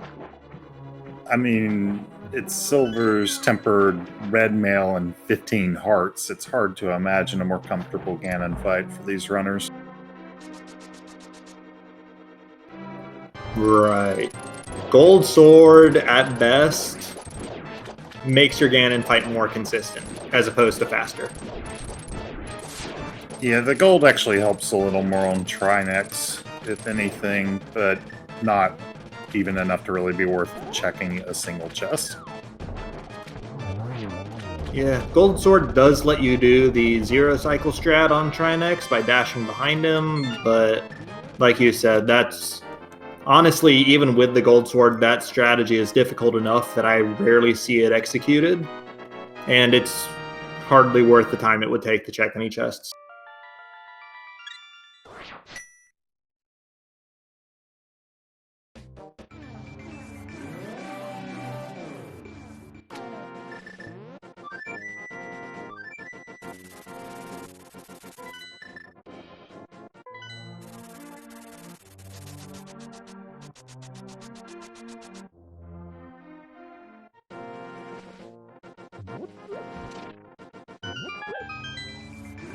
Now, there is one other place that we forgot about. Matt has to go back to the back of Skull Woods and finish it. Yeah, I kept talking about it as a 5-6 crystal and how Pyramid Fairy didn't matter, the seed, Cane Lock, Boots, whatever. But then forgot he had to come back and actually clear this dungeon before he can open Ganon's Tower.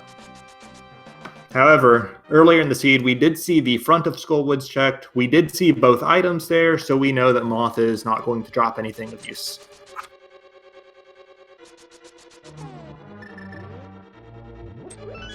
Yeah, that is where our silvers were from, so certainly not a bad item in here earlier. No, I think it was like silvers and a full heart, which at the point that they checked it was pretty decent find.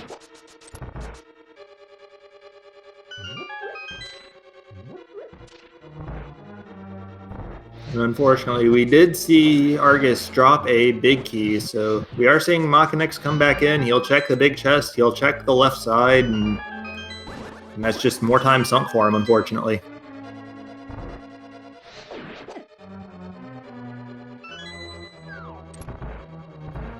Yeah, I think the difference was already too great to really make up, barring a catastrophe, but this is just adding to it. Yeah.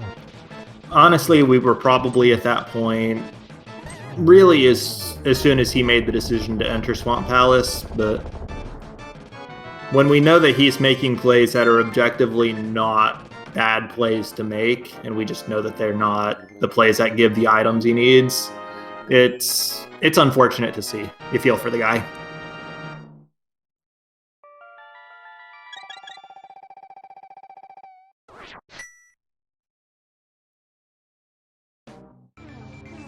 Yep. And time for Matt's trip up Death Mountain.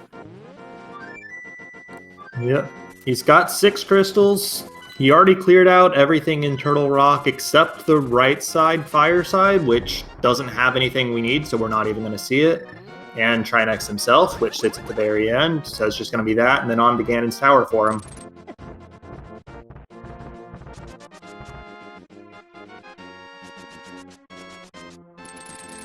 Yeah, kind of hilariously, the no keys on Firelock's side seed, which is a pretty rare thing to see. Yeah, just because those early locations in Turtle Rock, which includes those 2 Firelock chests,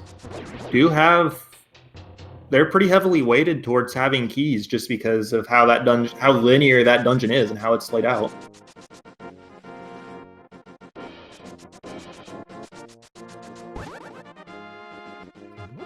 And yeah, for chat, we have seen every single check aside from the mirror lock checks and the boots lock check between these 2 runners.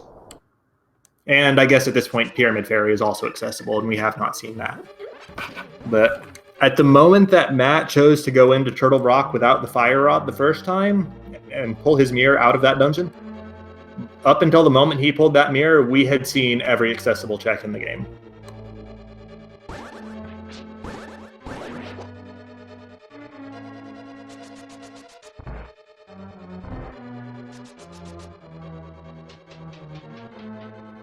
And on Makinx's side, we are seeing the desert play from him, so we'll see if he checks Checkerboard Cave first. If so, that would at least save him a few seconds. Looks like we will. That's good on him.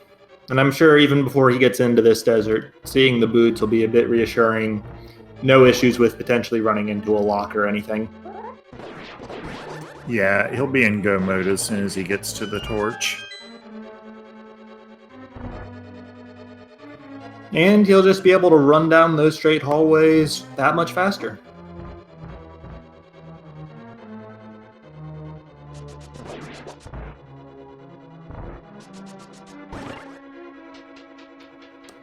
Meanwhile, on Matt's side, just imagine you're playing Key Sanity and you enter Turtle Rock in hard go mode for the very first time. That's basically what Matt's doing to this dungeon.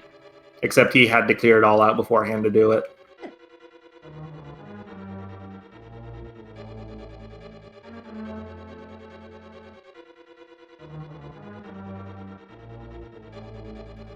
And on Matt's side, he enters go mode at 1 hour, 38 minutes, and 38 seconds.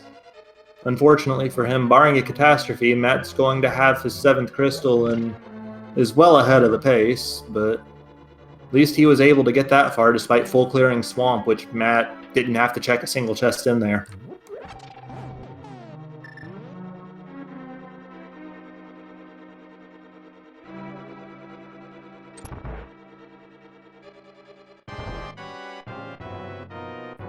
Here's Matt's Trinex fight.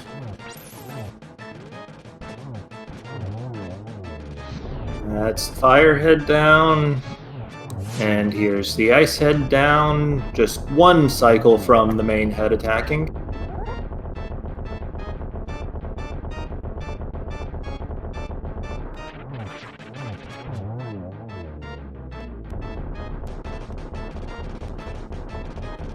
Given what this seed was, Matt is lining up to have a pretty good time on it. Hey, it's a fetch quest. And yeah, depending on where the big key is in Ganon's tower, he could be like 10 minutes from being done at most. So considering it's pretty much a full clear on his part, a 150 would definitely be a respectable time for this seed. Yeah, speaking of where the big key is, you got a guess for us today? I mean, when I do guess, it's always the lucky number 10, which the conventional hope room into left side routing puts that in the rando room, but ultimately I just like to let chat have their fun with the guessing and stay out of it, leave them to it. Fair enough. Given what the seed did earlier, I'm going to go with the torch, which would be 3 under traditional routing.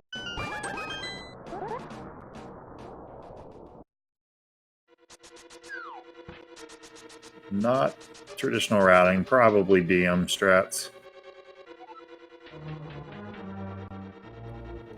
Well, that is the 4th bottle on the torch, but that's not a key.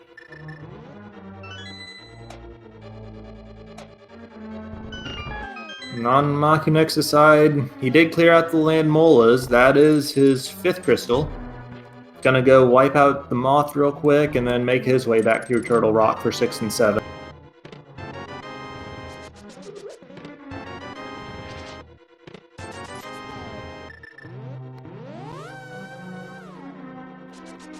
And then 2 keys in the Stalfos room, but both of them small and neither of the other 2 chests were valuable.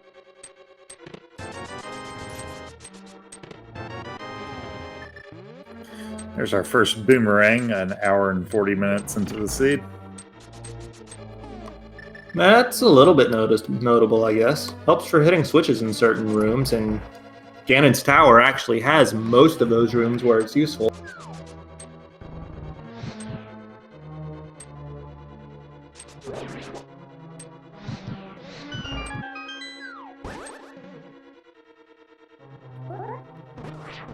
Also, to clarify for chat, yes, Makinx was slightly behind at the Mirror and the Cane of Samaria, but at that point in the race, he was not so far behind that it couldn't be overturned with good play or a superior Ganon's Tower route. Which, is he fine? That's the big key. What chest was that? I lost count. 5 on the left, and then that was the 3rd. Plus 2, 10. Sounds like 10. Hey, that's a number.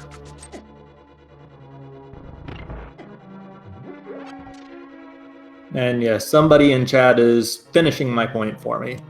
Makinx would absolutely be in the lead in this race right now, just with the way he's been playing. His execution has been solid across the board.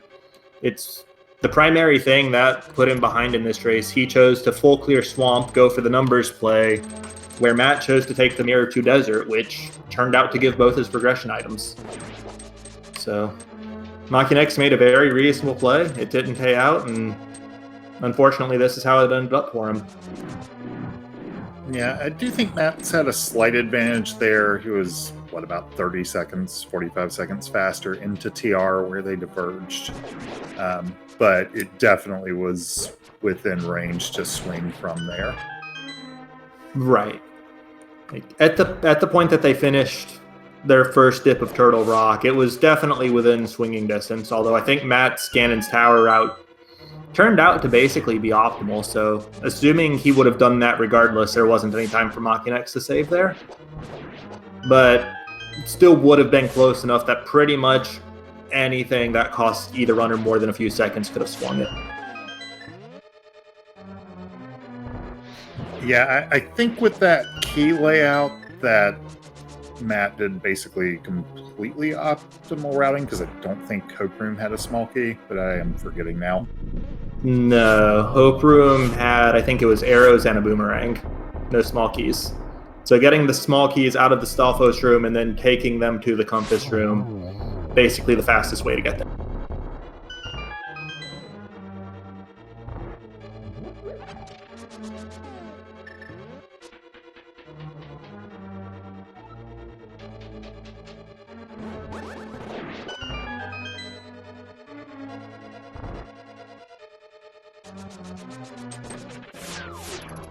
Also, Chad is asking when these runners got access to Turtle Rock. So the Cane of Samaria this seed was on blind, and the Ether Medallion, or not the Ether Medallion, the Quake Medallion was pretty free, I think. I can't remember exactly where it was, but I think both runners had it before they got to Dark Death Mountain. But the thing about the Cane of Samaria on blind, you can see on the tracker lit up that Thieves Town is a pendant. And while both runners had Dark World access pretty early, they both chose to only do the front four and then left Thieves Town and didn't really come back until they were out of options.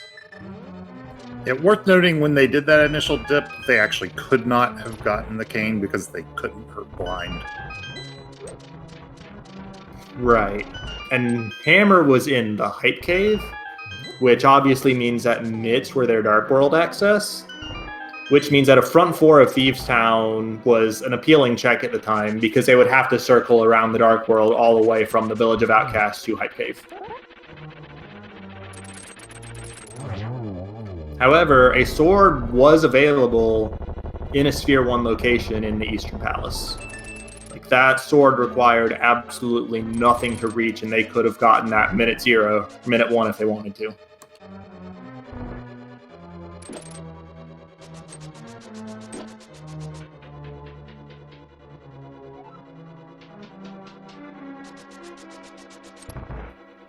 Now on to the Aga 2 fight for Matt. Optimally 2 phases, but RNG makes that really unlikely. I think that was a double, not a triple. I'm not sure. Yeah, pretty sure it was a double. Yeah, if that was yeah, that was a triple. If the first phase was a double, we would have seen the 2 cycle. Oh, no. Did that first phase only count as a single? Either that or the second was a double. I thought the second was a triple because I thought I saw 3 distinct hits, but must have been mistaken. Yeah. Regardless, the point here is if 2 of those orange orbs hit Aghanim's body on the same frame, it only counts as 1 hit. And that, combined with the fact that the main body can shoot blue balls, just like in the first Aghanim fight at the top of Hyrule Castle, makes it really unlikely that you'll get a 2 cycle, because it takes 6 hits.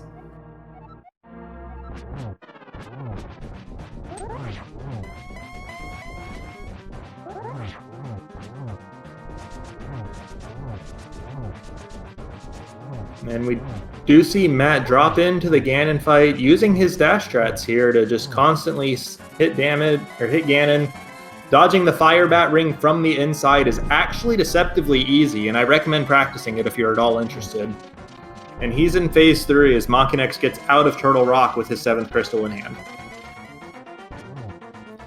Yeah, the spin off the trident he did right at the start of phase 1, basically, is a little more practice intensive, but it was very well done there. Yeah, getting that trident spin is probably the most important piece of getting a one cycle phase 1.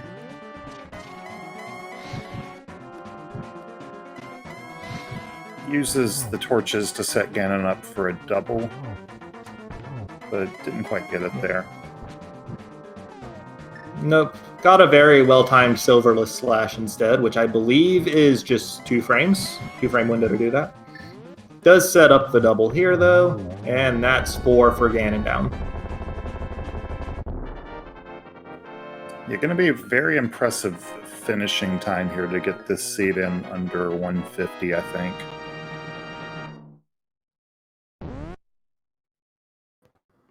Yep, that is Matt7898 finishing this race in first place with a time of 1 hour, 49 minutes, and 5 seconds.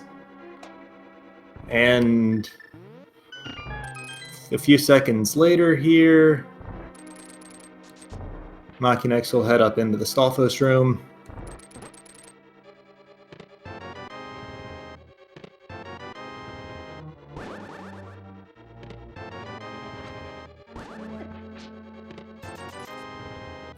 And we're joined by our race winner, Matt. GG's. Yay, GG's. Thanks. Although I should say, after clearing out the Stalfos room in Ganon's tower, Makinx did see the dot done in IRC and opted to forfeit the race. So that'll be the conclusion.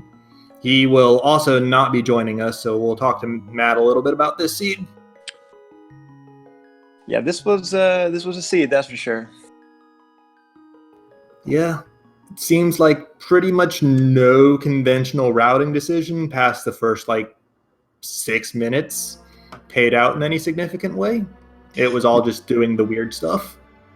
Yeah, I honestly was not feeling good at all. I figured he might have found the hook shot earlier than me, but the decision to go back to Thieves Town is a tough one to make because you have no flute and you have no mirror, and if you go back there, you're kind of locked into doing a terrible smith chain.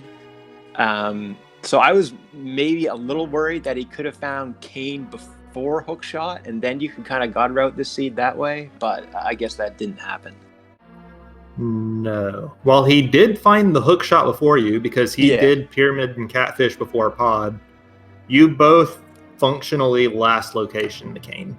I think you both did Purple Chest and pulled the pedestal afterwards, but that would be about it. Yeah, after I pulled the pedestal, I was thinking in my head, how do I even win this? And then when I found Mirror and Ice Rod on Laser Bridge, I was like, okay, maybe that is the one situation where I could win. Yeah. The really interesting and obnoxious part to that Kane location specifically is you guys got Mitts as your Dark World access at the 6-minute mark. But at the time, you had no weapon that could kill blind until you circled around and got that hammer out of Hype Cave. At which point, when would you go back to Thieves Town? Exactly. And you're never going to the back of Thieves Town in that situation. You're potentially orphaning 2 items with no hammer or no sword/cane, whatever you want to kill blind with. And you just would never go back there unless you got the mirror or the flute, right? I feel like I walked to Kakariko 9 times in this seed. Every time I did it, I was like, oh my god, I'm wasting so much time doing this. Yeah, I think that sounds pretty accurate. But I'm trying to think. There was something I wanted to ask, but I've totally forgotten what it was. You'll have to bear with me for a few seconds. Yeah, don't worry about it. While I try to remember. Well, while he tries to remember, I'll ask.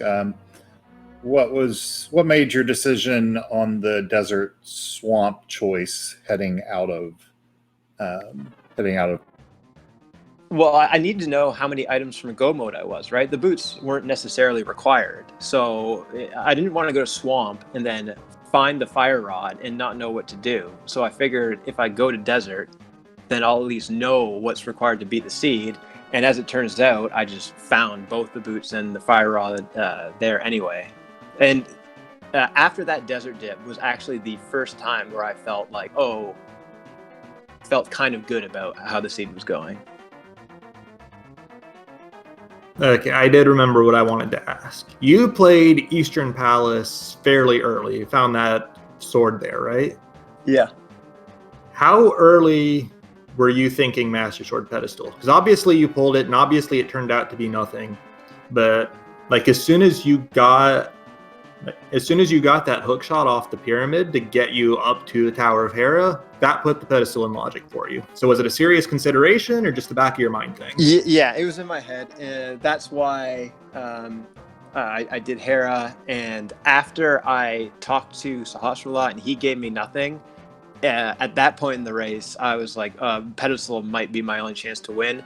That's why when I went to the Mire area the first time, I did not dip Mire without Kane, and I went back and beat Thieves Town because I thought that maybe in that situation, like an Ice Rod on pedestal was the only way I would win. I don't know, it's tough because I have still a few items from Go mode, but there are situations where I go to Mire and dip Mire without the Kane instead of going back to Thieves. But with 2 seemingly useless Pendant dungeons cleared, I was like, I have to go for Pendant this seed. Okay, I can see that. Yeah, that's pretty reasonable in my opinion.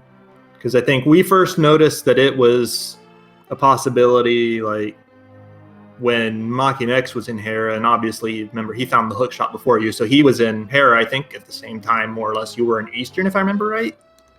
Okay, yeah. So we had started speculating about it as early as that because it was possible. We still needed like I think 9 items for Go mode. It turned out to be, and it was possible at that point with the information we had.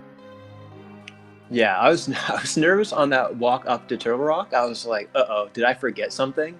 Because like there's maybe only one location left if that first chest is not a key. I was just, you think in your head like you're trying to go through all of the things you maybe have accidentally skipped, and then it just kept feeding me keys, and eventually it all worked out.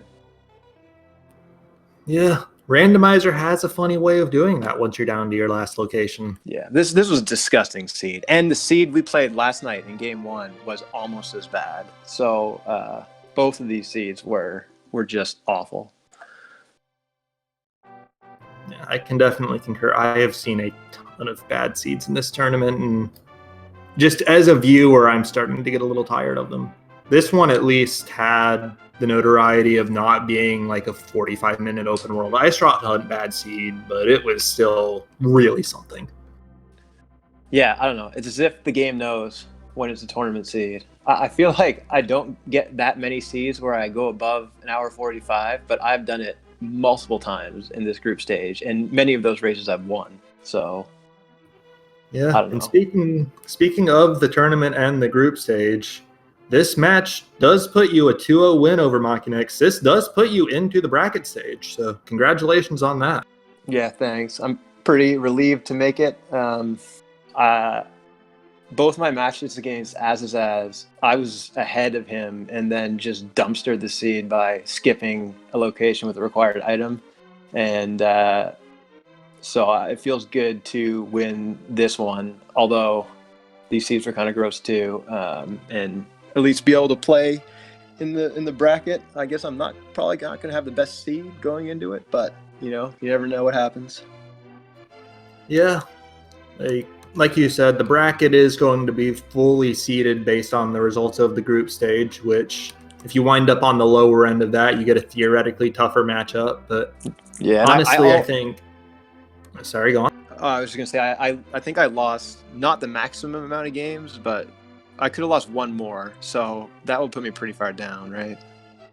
Yeah, but I think looking at your play today, looking at the community as a whole, I think that the skill level's not so disparate between the top runner and whoever the number 64 runner turns out to be, that the bracket stage will be a total whitewash for the upper seeds. So yeah, there's no free wins in this bracket. Everybody is good. We're at the point now where like anything can happen. Yeah, like I would sort of argue that we were at that point just with the 128 runners that came out of the group stage, or came out of the qualifiers into the group stage even, but yeah, brackets will just make the point all the more clear. Agreed. When I drew this group, I was not happy. Like having two people in it who made the bracket in the fall tourney last year. So both Azaz and Makinx made the top 32. And so I was a little worried about this group for sure. Yep, but you did come out of it, so you can absolutely hold your head high for that one. Yeah, thanks. And definitely congratulations on that. That seed, nightmarish. Yeah, it was pretty bad.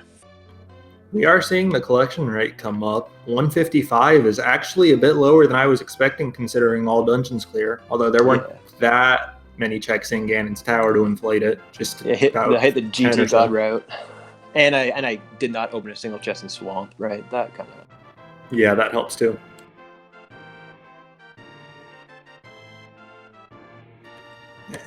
Anyways, I think I've said pretty much all I've got to say about this seed. Asked what I wanted to ask. Mercer, do you have anything?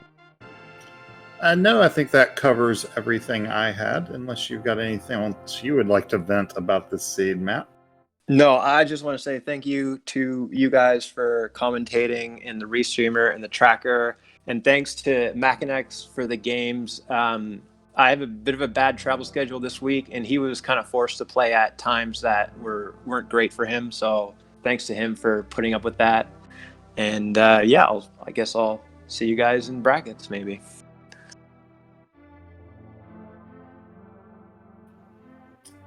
Yeah, that would be good. I'd also like to give a shout out to our tracker for the night, Iceman F1.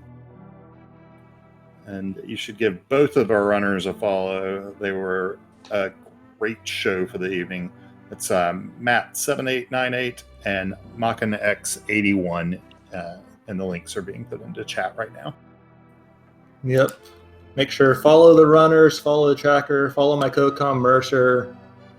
And addition, follow the Speed Gaming channels, twitch.tv/speedgaming, twitch.tv/speedgaming 2-6.